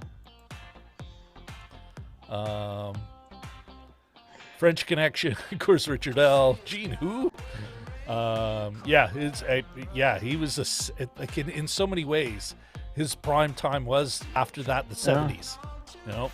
And then he had a bit of a resurgence, with Quick and the Dead and a few the Unforgiven. He did has some these westerns. moments, Yeah. then, Yeah. Well, much like Christopher Plummer had a key time and then a dead time, and then all of a sudden, it's some gravitas, and all of a sudden they're just, when they do choose a movie, and they can just choose a movie, they just knock it out of the park. Yeah. Yeah. And there's yes, that great. Jim's referring to his Christopher Plummer poster instead of a up in flag. the deep background. There's that scene where they're entering the bank in Bonnie and Clyde, and there's a great moment of physicality where Gene Hackman just leaps onto the counter, leaps over the teller's sort of grate, and just is on the other side in the space of about 2 seconds. It's sort of a real kung fu move, and I did not expect it. It's like a nanosecond of the movie. We're used to him being in his 50s and older. Yeah. Like, just sitting there with a Movie gun. Guy says Gene Hackman just turned 91. Yes. Oh yeah. Yeah. Like he was older than these actors then. Yeah. Yeah. Jesus. Yeah, and he just sort of boop boop boop, and he's on the other side. And I just thought, oh, that's a wicked move. Yeah. Yeah. Vlad65 asks, Rob, is the highway, and I'm sure, I think he means Highwayman. The Highwayman. Yeah. Is the Highwayman worth our time? I read it was decent, but nothing really great. And do I agree? As a matter of fact, I cannot give you 100% one way or another. I started it and have not returned to it. But if this helps you either way, Vlad, I will return to it. I do want to finish it. So there you go. Maybe some other folks in the chat have seen The Highwayman on Netflix. And then, again, Woody Harrelson. And is it Kevin Costner plays the other? Yeah. I think so, yeah. They're both in it. Maybe folks in the chat can chime in. And Jim, have you seen it? I haven't. No, it was sort of on the list. I think it just came out last year on Netflix, but maybe we'll put it. We'll throw it on our possibles list. Maybe we can. Maybe who knows? Maybe, you know what, Vlad? Maybe you want to hold on that. Maybe we'll be seeing it. You'll be seeing it in our queue eventually. Okay, Dragon Movie Guy says, after the lawsuit, I heard Blanche eventually retired with Sophia Rose and Dorothy in Miami. But you know what's funny about that is LOL. Her character's name is Blanche, just like Blanche in The Golden Girls, and Estelle Parsons. And looking something up, I looked up Estelle Getty by accident, who plays Blanche. I was like, what's happening? But I figured it out eventually. Everything's mushing together. I don't understand. Okay, Jelly Duck Ahmed. Good to see ya. Hello, folks. Happy Valentine's Day. Happy Valentine's Day to you. Yes. And to everyone in the chat. That's absolutely right. I literally picked this movie as a kind of a smart alecky, but still, I think you could still say it is about true love. That is, I think, a part of the movie. All right. And then people saying hi, which is always great. We did get our rip. And even Vlad notes the poster. Dragon Movie Guy says, "Rip Captain Von Trapp, R.I.P. Captain Von Trapp." Yes, and somebody who, born and raised in Canada, got his early training, top tier training and experience in Canada. Left like so many do. And totally understandable. With a talent like that, you want to exercise it. You need to go beyond the borders of what's still, relatively speaking, a small country. And never,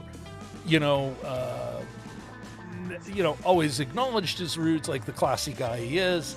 And so every Canadian, maybe doesn't have a story of meeting Christopher Plummer, but all wanted to. All right.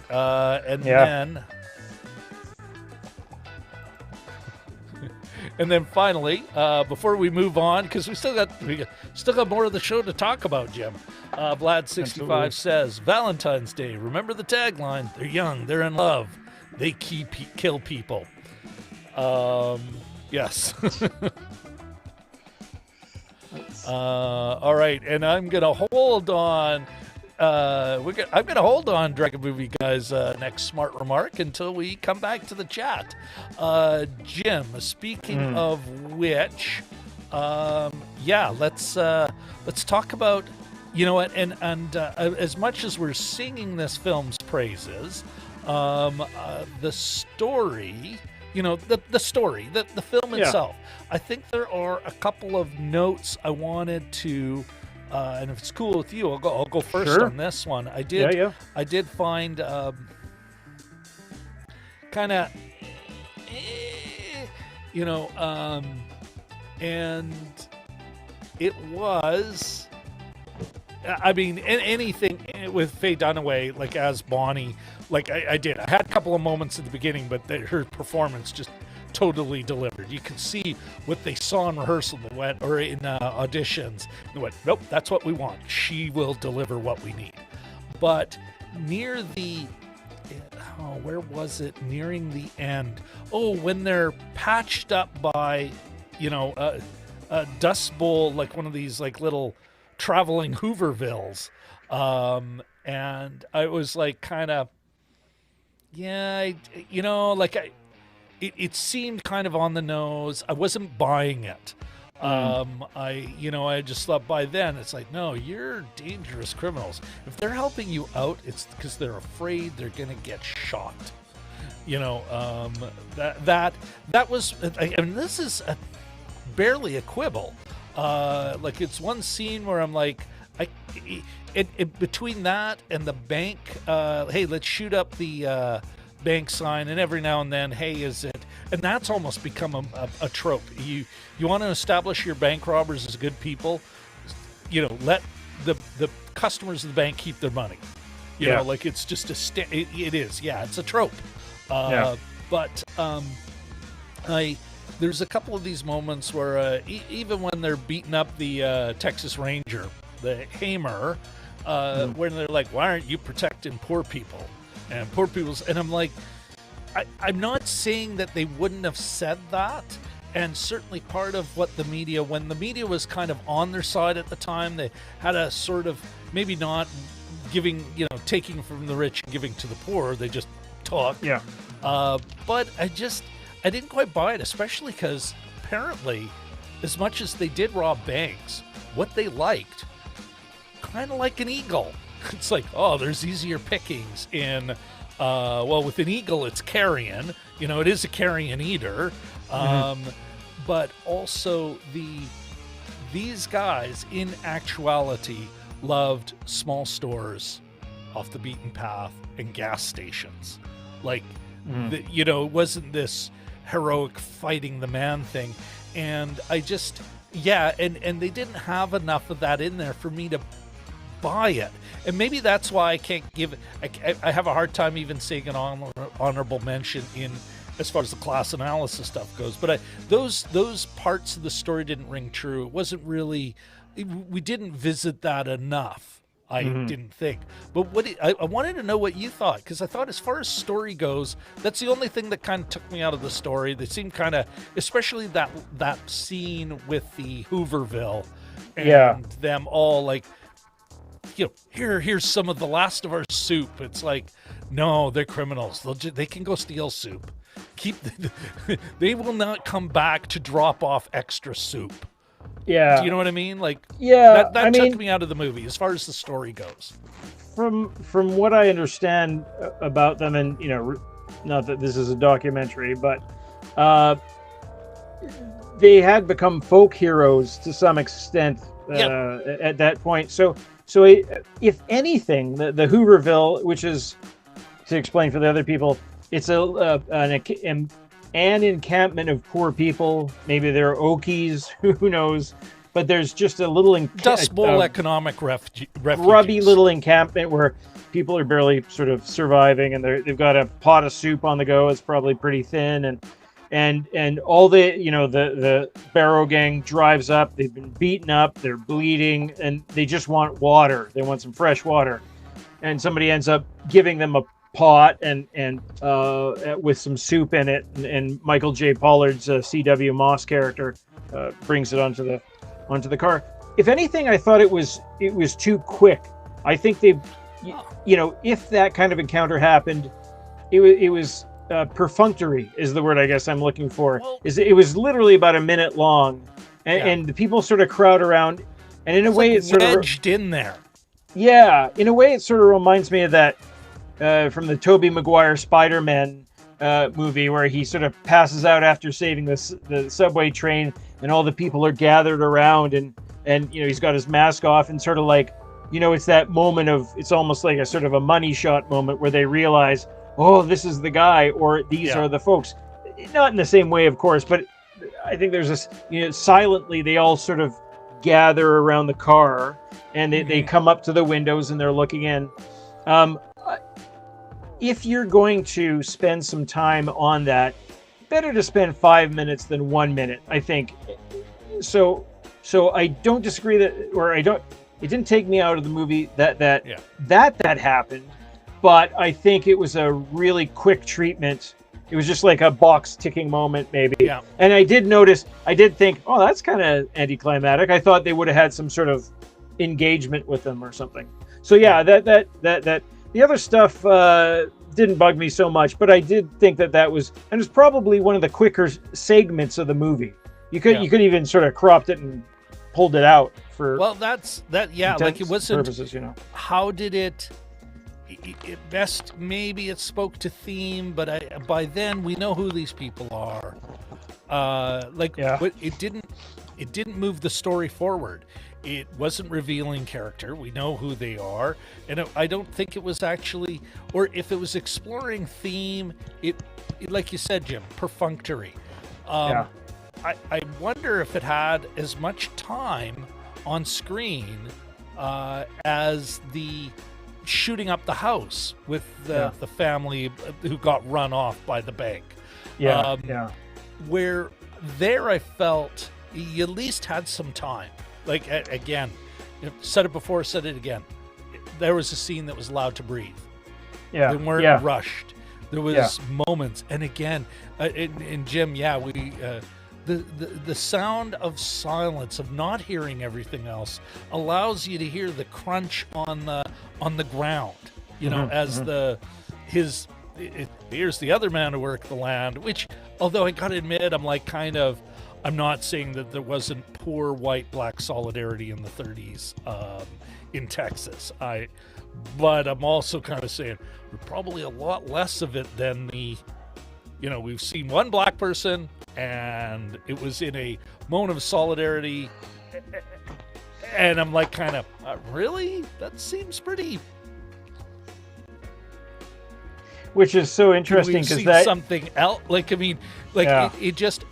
out of context, it seems a little, cherry picked, but at least the scene got to breathe, and they didn't talk too much. Like, there wasn't too much dialogue.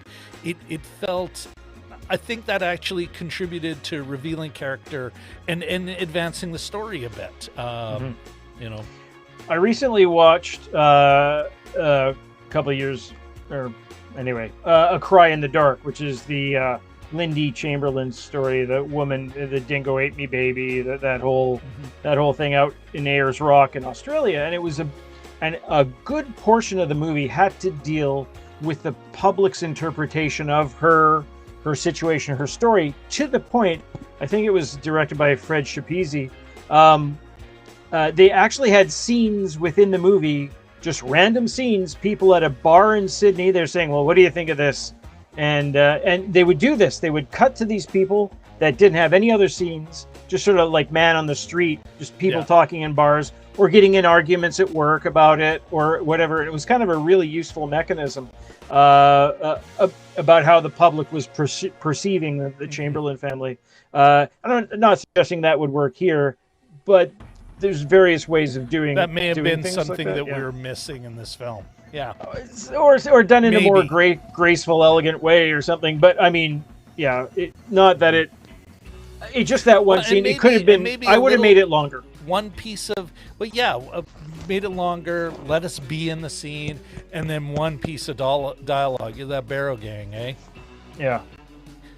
All right. Well, Or at least yeah. you're not robbing us. Give them a here, you line. I can- don't think. Yeah. I don't think anybody in the Hoovertown even spoke. They They don't. just sort of handed over the soup and. Although that may have worked too. Like, yeah, we just needed to be there more. But that's like that's a small. That's a really, as far as the story goes, that's a small thing. Like, I got more to say about the themes of the flick than I do on the story of the flick. Like, the story works. There's hardly like, we're picking this one. There might be a couple others that I could, if I rewatched it and said, this could have been 3 seconds less. This we didn't need, or this needed to be more. But I'd have to hunt for it. Like, there's never a moment where you're going, oh, I know. What? There's a scene in What are we doing Frasier. here? There's a scene in Frasier where Frasier and Niles have just been out to dinner, and they say, "Oh, Niles, that was a spectacular dinner, wasn't it?" And Niles said, "Well, the dessert cart could have used a little imagination." And he goes, "You know what's better than the perfect meal?" And he said, "No, what? It's the meal that's not quite perfect, but just has one element that you can criticize about it." So very, and the dad's rolling his eyes or something like that. Yeah. But, and here's the thing, though. I'd say that's not the kind of thing where, like I said, it did stand out to me, but it's such a small piece of what's. I can see. Not only did but yeah, the story made sense. Solid beginning, middle, and end. Every act change is like bang on, like right out of a screenplay writing book, without ever feeling formulaic. No, like it's the movie. It's one of those movies. One of them, like I'm thinking, Sid Field screenplay. Like it talks about this movie along with a number of others of the greats of, when he wrote the book in the late '70s. Like it's the thing that other people look to for inspiration on how a movie should play out, how a story should play out, without it being story, like with the capital S. Like, it's not, they're not heroes. I'm not even, they're so regular and a little bit schmucky, and kind of like some of the other stuff we've talked about. You're not going, yeah, this young woman wanted some adventure, and then all of a sudden, and fell for the guy, and all of a sudden is shot full of holes. He apparently, and if we could, maybe it'd be interesting to get somebody who's like, non-binary, or heck, who even just dealt, like, apparently Barrow was like, he went to reform school and then jail. Like, historians are saying a lot of what was driving him was to get at the prison system. They actually did a raid on a jail and broke people out.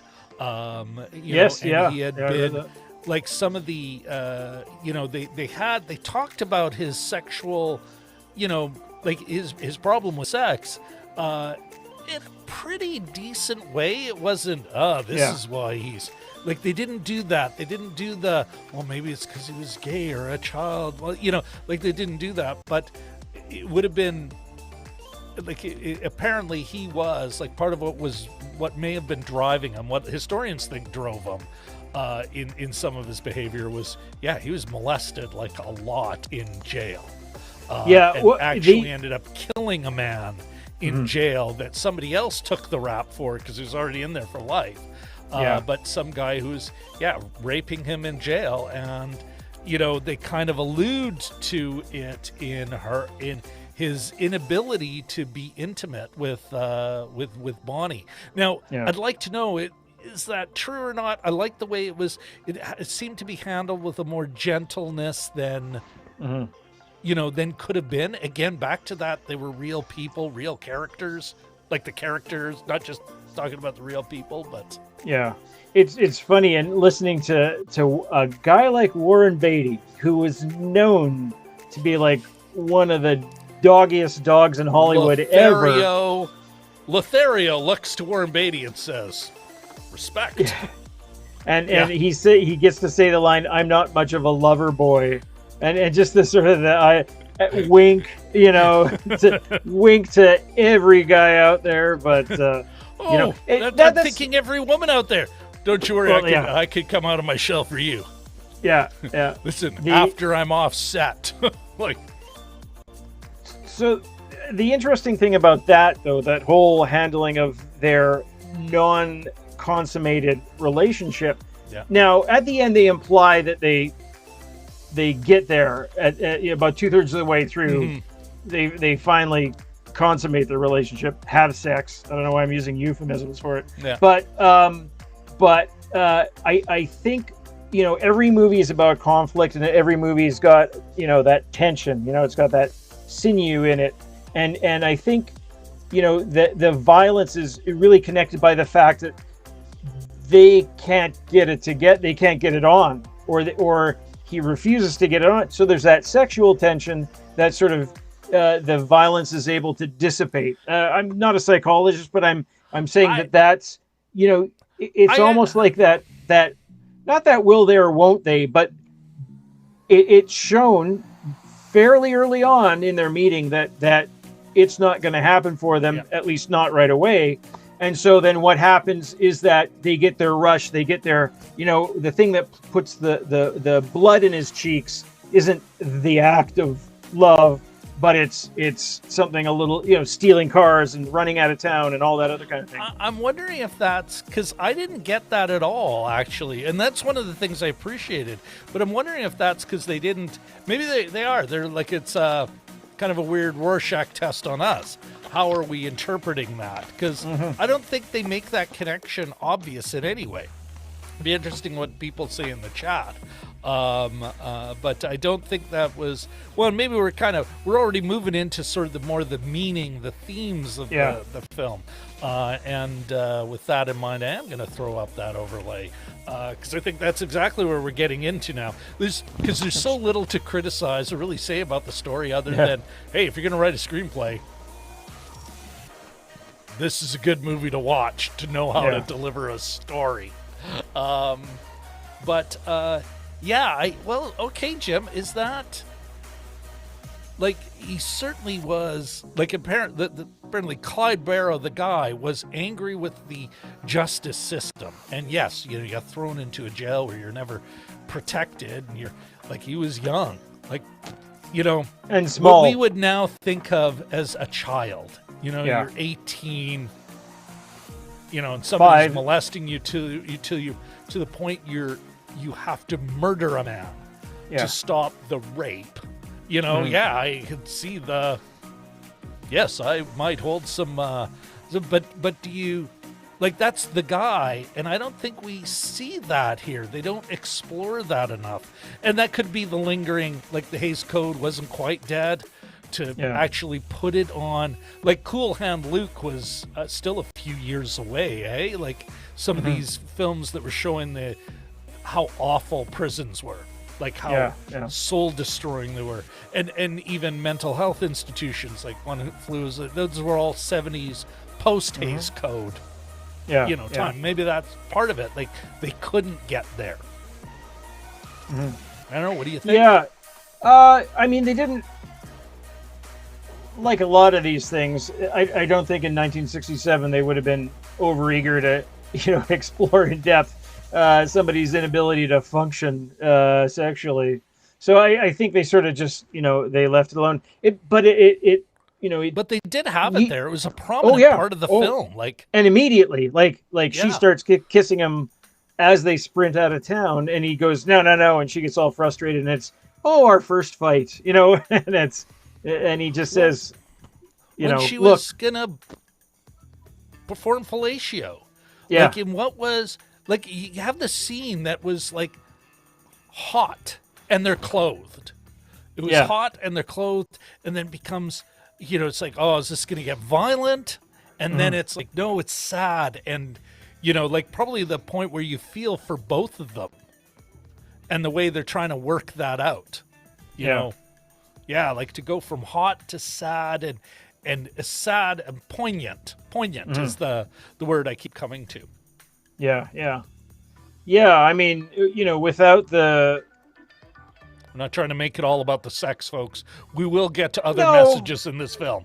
But with the with how he was brutalized, and it does cover that in that American Experience documentary. So how he was brutalized, his inability to perform, etc., etc. I mean, there's so that is a real part of a part of his narrative. Like they suspect he was, yeah, or just the brutalizing was. Oh well, we don't know.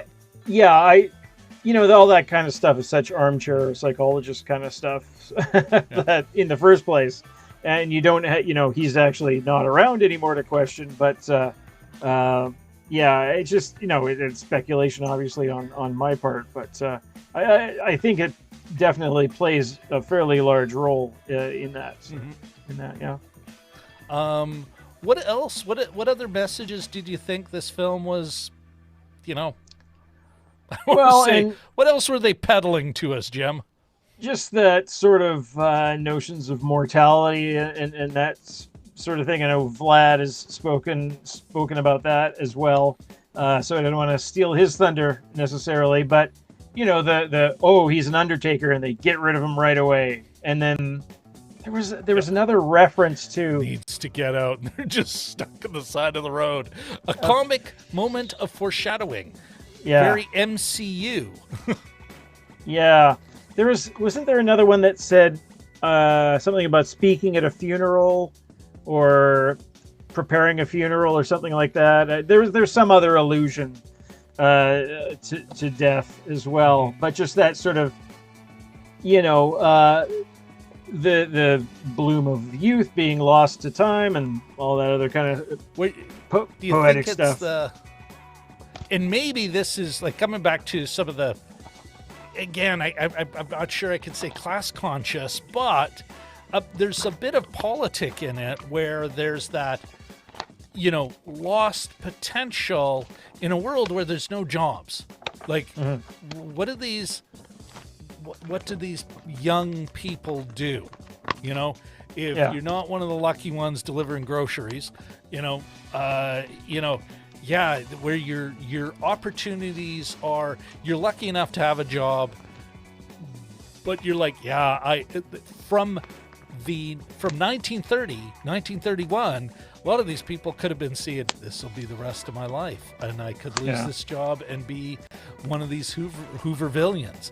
And for those who, a Hooverville, why they were called Hoovervilles was because the president, who kind of oversaw how the American government was going to respond to the crash and the Great Depression was President Hoover. I cannot remember his first name. Herbert? President. Maybe, I think. Herbert Hoover? Yeah. Anyway, he and he was very much a Republican of his time. The government can't do anything, and these people just need to get jobs.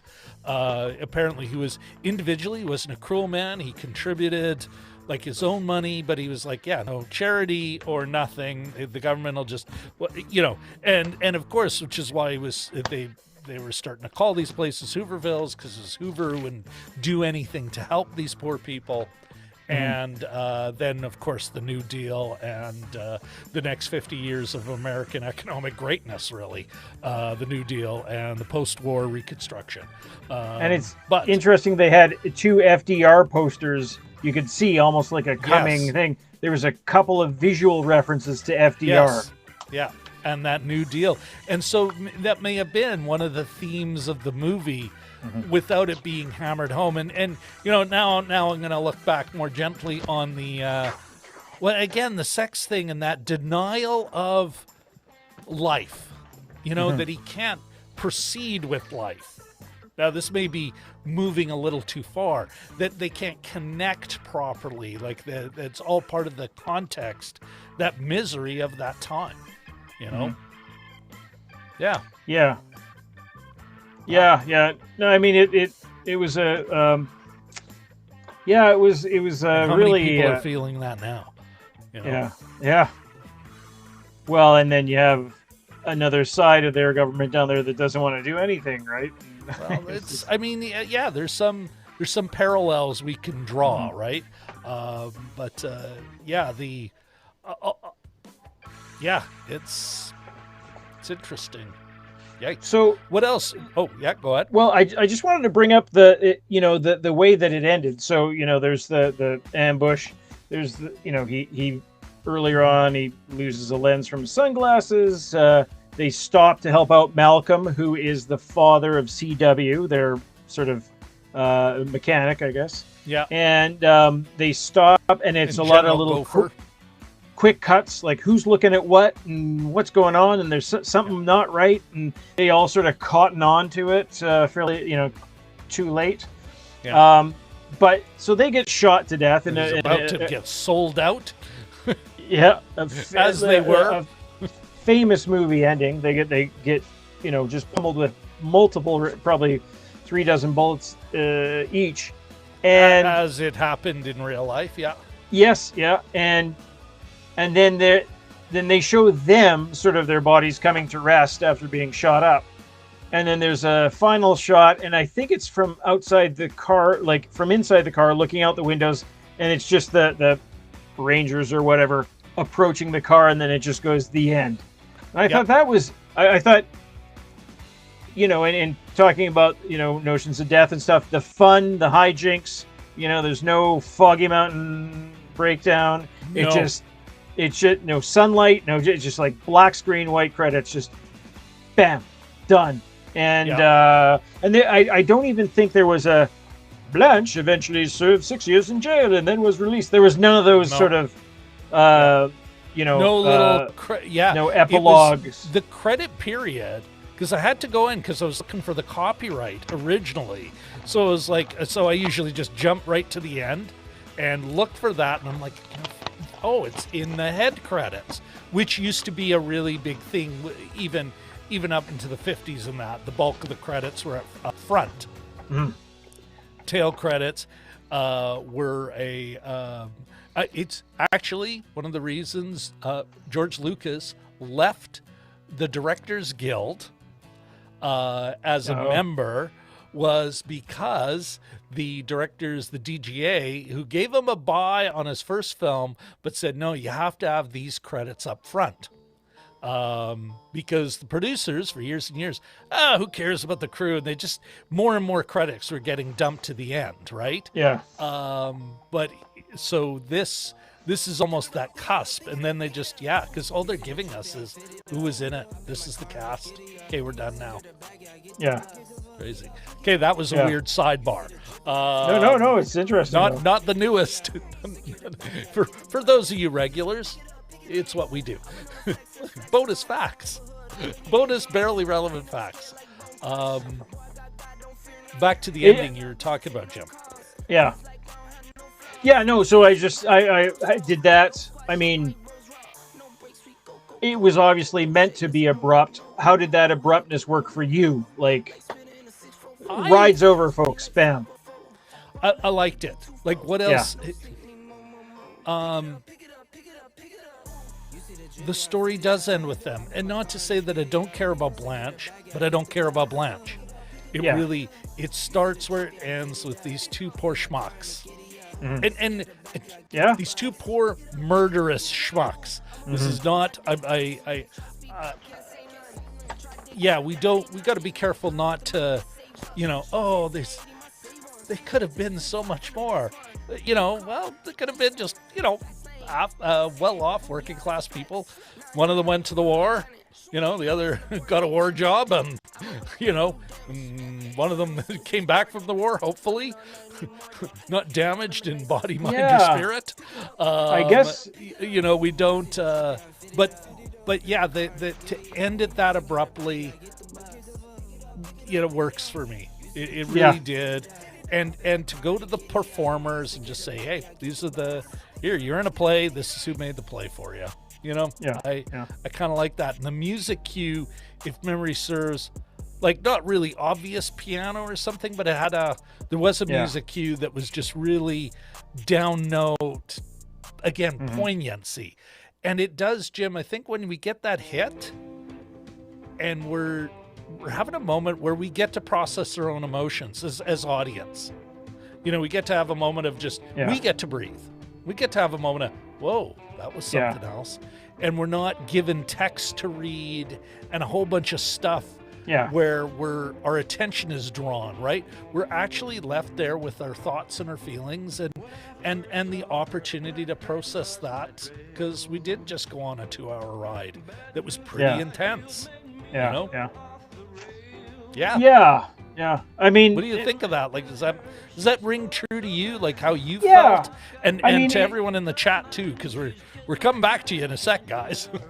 It's funny because you so expect it these days to have, the deaths of the characters that are coming because they're historical figures, and then a couple minutes appended on, like a funeral or a hey, let's get on with life, Ma, or something like that. And it's kind just of like at the beginning where we got all those black and white photos of obviously, that's right, like they're like, some of them real, some of them with the camera, Beatty, with the camera effect,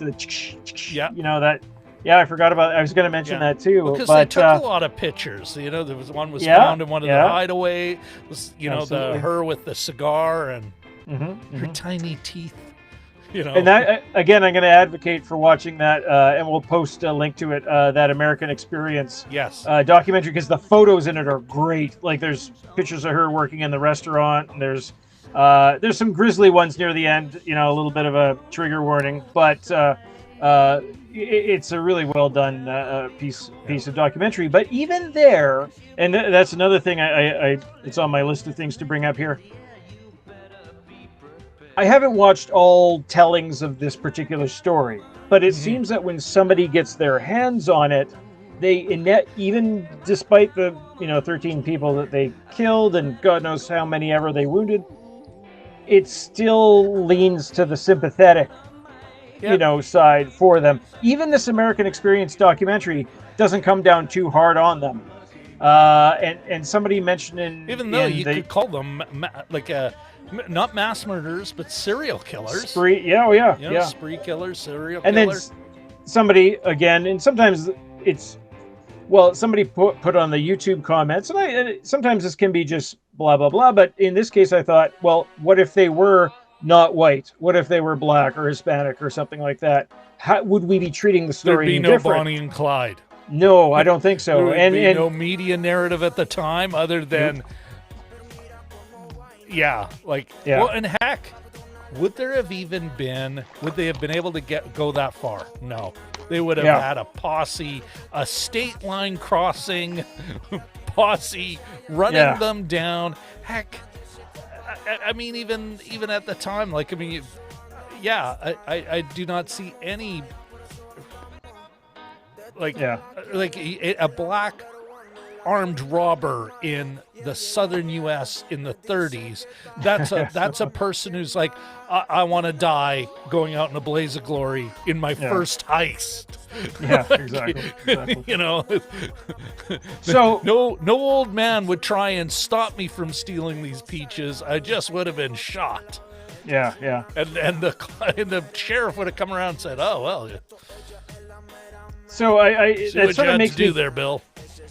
It sort of makes me curious as how the highwaymen would have handled it, because it's more from the cop's point of view, as I understand it, and it is about because in this one Hamer is shown, and Hamer was almost like one of those Sandinistas or something like that where they would just eviscerate anybody that got in their way. Like they were sort of strong-armed lawmen, and apparently this Hamer had already killed. He was semi-retired, but he had killed already 50 people, like crooks and stuff like that. But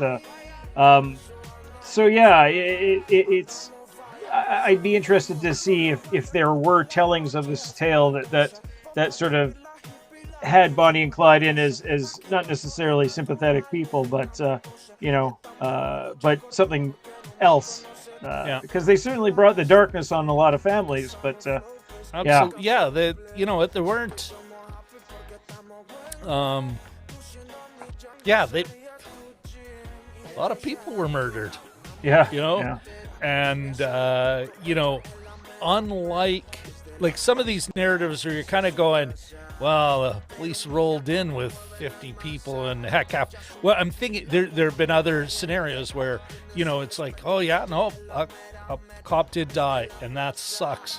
But it looks like the police overreacted and it was actually friendly fire that took them out. That's not this narrative. It's like literally they were shoot first, overreacting. Like I could see somebody and the public, and it's interesting how quickly once the public's idea of them changed, all of a sudden it like flipped a switch. They were rabid dogs who needed to be put down all of a sudden. And it was one of those things where it's like, well, there's the public for you. We love you until we don't, and then we hate you. I think we're kind of almost getting into final thoughts and everything. But what I would like to do, Jim, first of all, I would love to know, you know what, director, who was, bear with me, Arthur Penn, written by David Newman and Robert Benton. And well worth, folks, the dive. And when Jim and I will summarize a few of these links, I'll put the Wikipedia link to this the making of this movie, because it actually spent some time in, well, maybe not development hell, but it spent some time bouncing around. Francois Truffaut was going to direct this briefly. Anyway, Arthur Penn. Director, pass or fail, Jim? Jim, are you there? Oh, looks like Jim is frozen. Pass. Oh, there we are. Oh, wait. Okay, Jim, sorry, so the director, pass or fail? Oh, yeah, no, that was technical difficulties. You giving it a... Does Arthur Penn pass? Absolutely, yeah. No, he did. Oh, yeah. Go ahead. Great job. It's super. Just a solid direction. And just a real easy movie to watch. Like it just goes down like a really great drink or something. Yeah. Like you're not even worried. The time just kind of flows by. Yeah. I agree. A solid pass. An A effort. Even maybe A plus. Of course, also it was produced by Warren Beatty, so that he was able to hire a director who could deliver for him, and that he was in sync with enough that that it still flowed and everything. It's fantastic. That's it. That's an easy mark to give out, eh, Jim? Yes, absolutely. All right, so on that note, you know what? Before we get into final thoughts, and maybe we'll also, I think it's about time we caught up with our chat. But why don't we first of all, Jim, talk about what we're watching next week? And I have an announcement, a surprise announcement for you, for you, sir. But it's something I'm kind of proud of, so I'd like to announce something. But first of all, why don't you tell us? Here, let's get you. Let's make you the star, sir. Let's make Jim the star. Jim, what's the flick we're watching next to week? this side here. So we're taking a look at the second of the Small Axe features here. Red, White, and Blue, featuring the numbers, the color sequence right, featuring John Boyega as a young police academy graduate, I guess from the trailers. So it's the second one. We of course took a look at Mangrove last month. This one's movie length-ish. The others are all around 60 minutes, but this one I was this one was the first one that sort of, came to our attention, I think, and I think it looks pretty good. And Boyega is always worth watching. So, yeah, no, I couldn't agree with you more. It's gonna be a solid flick. Now for you folks, I not sure if you're following our channel statistics. You'll note Jim and I have starting to generate a little momentum. So with that momentum and some of the relationships we're building, we've been doing some great collaborations. We're going to be doing more. Stay tuned.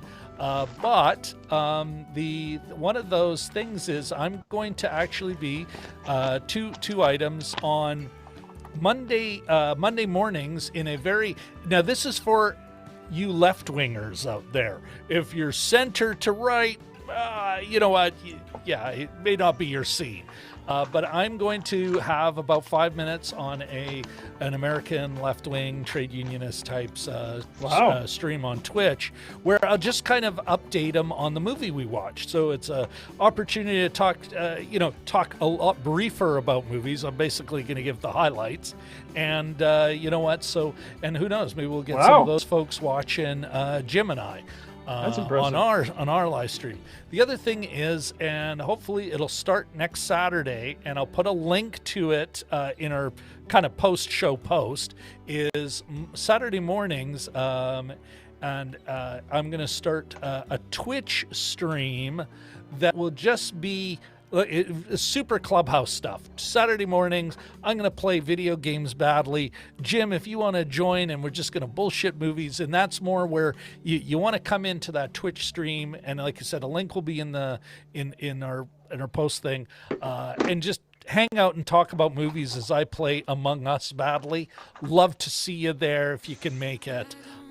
And that's just sort of kind of to, help give you folks, our several fans, the opportunity to, kind of take the agenda, as again, I play video games badly. So gonna start doing that this Saturday, I think. And sure. Yeah, so, and then of course, Jim, I think one of the things we have not done is folks, we have not begged for the likes. Haven't begged for any love. Boy, we're crappy YouTubers, Jim.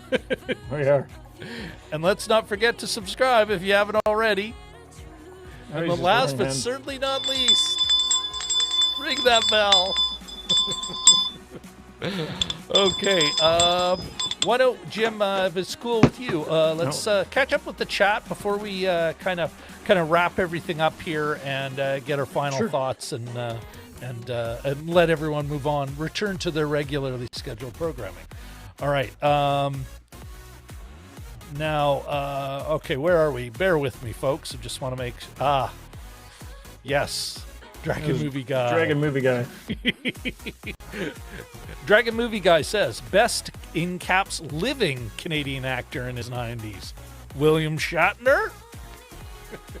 He, you know what? He may be, like, as far as a big name actor, like Canadian actor, yeah, it may be. And you were going to say, Jim? I think I know what you're going to say. Say it. Understudied for Christopher Plummer in a number of different productions. Because they did come out of a similar scene. And wasn't Montreal. William Shatner also, a Montreal boy, a theater guy, a Shakespeare guy? Yeah, they must have. And apparently Plummer said that I couldn't make it to the theater one night, or something came up, or I wasn't feeling well, something like that. Shatner had to stood in for me. Yeah. And he did everything differently. Everything that I did, he did it differently, and that's when I knew he had the stuff that he would make it. That actually gives me a chill. That sounds so cool, and so in tune with what you think of Christopher Plummer as a guy who. So much of the accolades have talked about him and his love of craft, and his fellow actors are some of his biggest fans and all this. But that sounds like an actor who's really, even then, knew what acting was and could see those choices being made. And to think of an actor that way is absolutely lovely. All right. Just quickly, there's a Russell Crowe put out a Twitter thread just telling some Christopher Plummer stories last week, so you can look them up. It's worth a look. There's so many of them out there, but yeah, we'll leave it at that. But Russell Crowe's Twitter. Russell Crowe, right, Jim? Yes, yeah. Russell Crowe, that thread. Okay. Yeah. All right. Dragon Movie Guy returns, says, interesting age thing. Faye Dunaway, born 1941, was 25, 26 when they shot and released the film. By CW standards, that'd be too young to play 19. LOL. Oh, zing. Dragon Movie Guy's finally starting to bring in the heat. He's given us a few warm-up pitches. Now he's bringing the heat. It's getting all right, catty. Richard L. says, some of those Dust Bowl scenes reminded me of scenes in The Grapes of Wrath. They probably borrowed a fair bit from Grapes of Wrath in shooting those scenes. Absolutely. When did the Grapes of Wrath, that was Peter Fonda, or Henry Fonda, thank you. Yeah. And was that late 50s, or was that, I know that was shot in black and white. Yeah. But was it a 60s film, or? No, it wasn't that late. It was still Henry Fonda was still probably in his 30s or something, so I would think it would be 50s. In the 40s or something. Yeah. I can look that up. Yeah. Also, I always confuse it with the SCTV production of Grapes of Mud. True production. Well, might dig up a link for you folks there too. Okay, Vlad65 says, on poor folks. I like that. On poor folks. Bonnie and Clyde reflected anti-establishment attitudes of its era. Hayton Banks was a thing, absolutely. Which you see, Vlad, in Stagecoach in 1939. It could be a Bernie-era criticism of this banker character who's actually embezzling from his bank as he's running off. Stagecoach is a problematic film, but as a film student, if you're looking at it that way, note that it's still got some hella racist nonsense in it. It's 1939, but worth the view for that alone. Grapes of Wrath, 1940, directed by John Ford. Oh, there you go. Bringing it all around. Deep cuts. Okay, continue with Vlad's comment. I think the 2-3 scenes with poor folk reflected both attitudes of the 30s and of the 60s. It was a young audience hit. Good point. Interesting point. Vlad continues, Warren Beatty, the band who supposedly inspired the song You're So Vain. Vlad65. Ooh, Jim, interesting take on sexual frustration. There's lots to study on sexual isolation and hate groups or even terrorism. A timely discussion for another time. Well, and especially if we ever look at a Zack Snyder film, because as far as I'm concerned, I think I've said this is my hot take. Zack Snyder is like the official, unofficial, official filmmaker of incels everywhere. I'm not saying that everyone who enjoys Zack Snyder is involuntarily celibate. Oh God, that makes me sick saying it. But he's definitely a fave of theirs. Okay. Yeah, but yes, Vlad. Yes, maybe see how we can't bring that in. Dragon Movie Guy says, fascinating. The Bonnie and Clyde is 2 years after The Sound of Music. Yeah. Crazy. Yep. Like again, I'm thinking, Jim, so you got Sound of Music, and then you got that Dr. Dolittle, which, although is talked about, is not considered and this was things had changed in 2 years. Mm-hmm. Now, mind you, it'd probably been changing for longer than that, but what a sea change in almost like that pent-up demand for something different. Yeah. Okay. Vlad65 is checking. Cool Hand Luke. 1967, same year. Well, there goes some of my theory. Or, yeah, now I want to watch Cool Hand Luke again. Yeah. Vlad 65, reference. They did right by me and my wife, and I will bring flowers to their funeral. That's why, yeah, the other reference, direct reference to death in it. Yeah. Guys, saw this in a theater in my teens, and seeing it now, decades later, the roller coaster towards inevitable oblivion really hits strong. Death waits in the bushes. Yeah, well said, Vlad. Katie, the other third of the Balmoral Street research irregulars, Katie Fowler says, affirmative. Herbert Hoover, that is the president. Thanks, and Katie. Yes, yeah, because Bennett buggies. Katie Fowler says, R.B. Bennett was Canada's Herbert Hoover. He was a Tory prime minister during the same time, and they called them Bennett buggies, basically cars being towed by horses because no freaking gas, so you had Hoovervilles and Bennett buggies in Canada, or Hoovervilles in the United States. All people suffering and dealing with the same economic crisis. All right, Katie Fowler says, I wonder what the autopsy came back as for the cause of death. Oh, for Bonnie and Clyde. And she's even got the thinking emoji.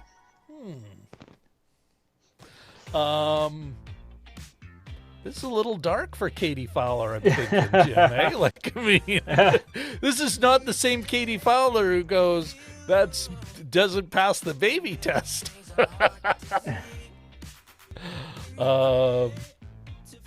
Yeah, no babies were injured in this. That's true. You're absolutely right. And maybe that's it. Yeah. Katie's just, I can go as dark as I want. No babies were injured in this film. Richard L. says, subscribe today and get 2 bonus facts. Oh God, Vlad 65 in reference to Katie's comment, lead poisoning.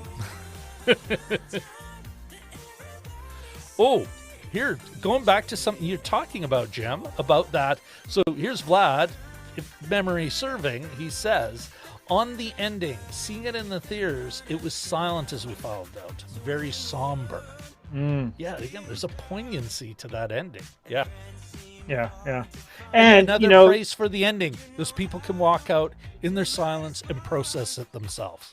Yeah. Sorry, Jim, I cut you off there. Just the thing about seeing a movie in the theater that we've discussed a little bit on some of our side podcasts, is kind of interesting. You have visceral. I mean, how many years ago was that? Well, and Vlad still remembers that from all those years ago, right? It's a distinct memory. Yeah. Vlad 65 also says, Bonnie wrote poems published in papers. Yep. She did work towards creating a cult of celebrity. The fact they were a couple, of course, makes them compelling. Absolutely. Although, were they creating a cult of personality, or did they just, look, we're in the papers again. What else can we do to be in the papers? Because we like being in the papers. Yeah. Dragon Movie Guy recasting in the 60s. Oh, this could be good. If the lead characters were Asian, they'd just cast white actors everywhere, of course. Bruce Lee created Kung Fu, The Legend, but wasn't cast for being too Asian. LOL. Yeah. Like just talking about some of our own casting conversations earlier, right? If there's a black gang, though. Yeah. You know what? And Dragon and Vlad are going back and forth on this. You know what? Well, okay, here.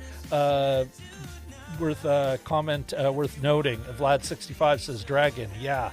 Snow White, Francois Dorliac playing a Mongolian woman in Genghis Khan. LOL. And then Dragon. See, yeah. Seeing John Wayne with Asian makeup is more than a little awkward. LOL. Ugh. Yeah, absolutely.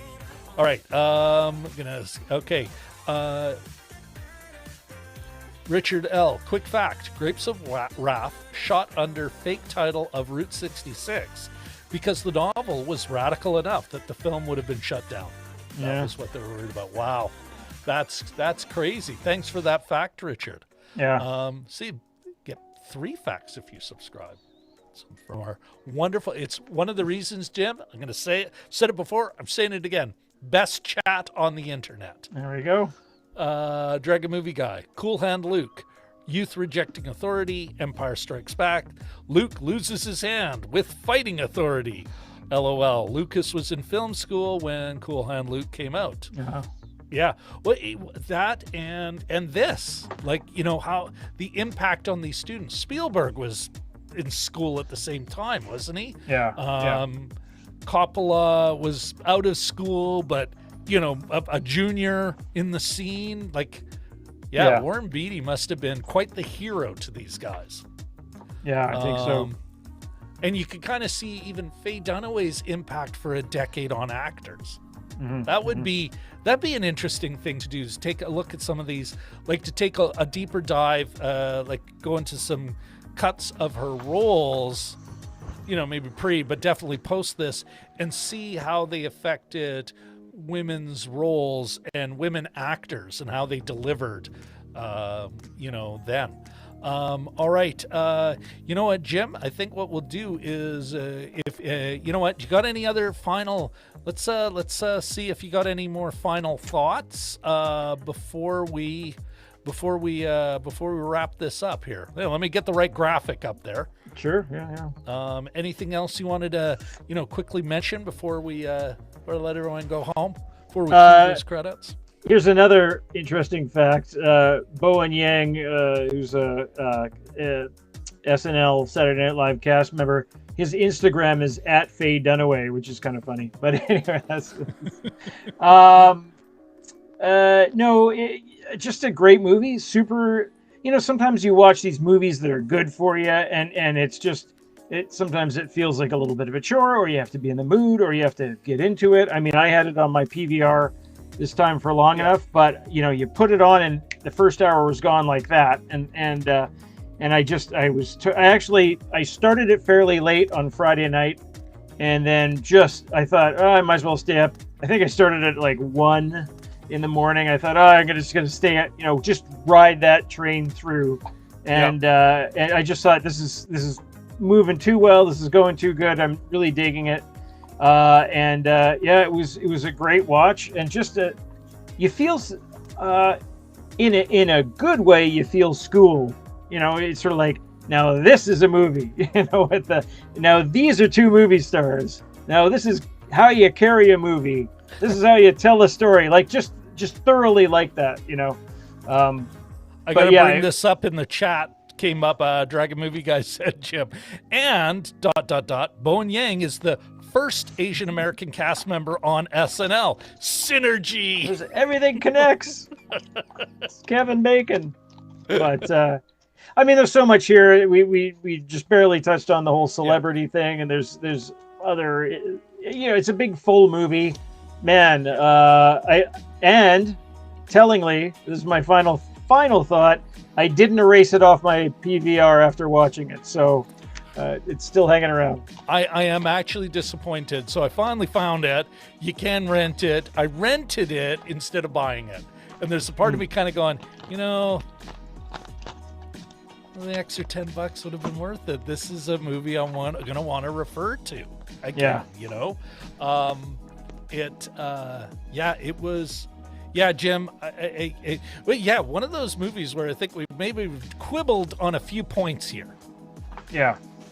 But otherwise, we've managed to get a lot out of a film that we both agree 99.99% on. And you know what? This is something we've asked about films we saw. But now I think this movie goes in that truly rarefied, boy, that really holds up. Because this flick holds up. It is not, like, even at points where you're like, oh, that offends my modern sensibilities. It's like, no, they're not pitching themselves into a jam. They're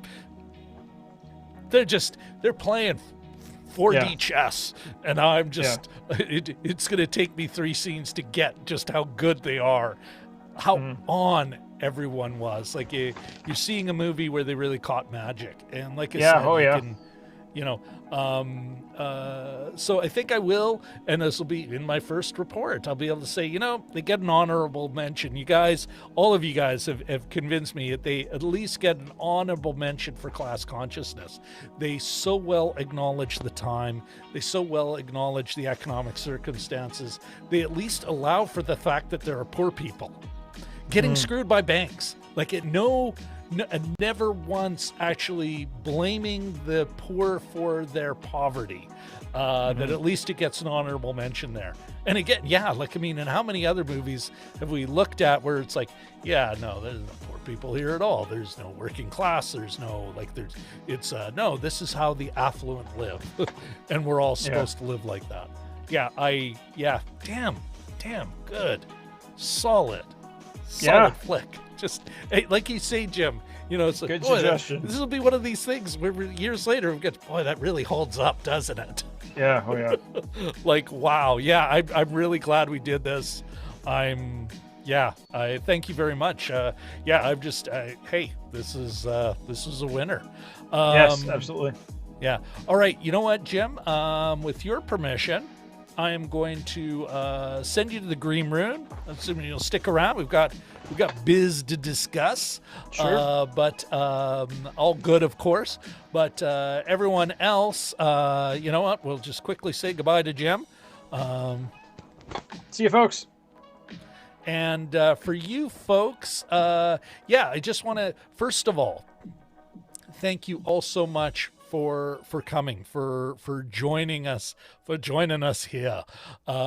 Really appreciate that. And we've still got a few comments that I want to kind of throw out there. Vlad65 says, my last fact here, folks, Bonnie and Clyde ranked number 42 by the American Film Institute. Now I want to see that list again and kind of go, all right, which of these chumps should drop down? Dragon Movie Guy, regarding representation and recently deceased actors and a holiday film choice, is the choice for St. Patrick's Day, Darby O'Gill and the Little People with Sean Connery. LOL. Oh, you're on fire now, Dragon Movie Guy. Vlad65 says, and try that book Jim recommended, Pictures at a Revolution. Great read about how holiday evolved before the blockbusters took over. Dragon Movie says, been a great show. It has. And that is, Vlad65 says, great show all. And this is where I'm going to say, folks, next week, movie is Small Axe, Red, White, Blue, starring John Boyega. We'll be back here on YouTube at 9:30 p.m. Sunday, February 21st, 9:30 p.m. Central Standard Time. Universal Coordinated Time, offset -6. Hope to see you there. Again, Vlad65, thanks for coming. Dragon Movie Guy, great to see you here. Richard L. Richard L., thank you so much for coming by and bringing your A commentary and your A research game to all of you guys. Katie Fowler, thank you so much for the research and the dark humor. Good one. That's awesome. You know what? Who am I missing? Shashank, of course. I know you're not here, but you usually come.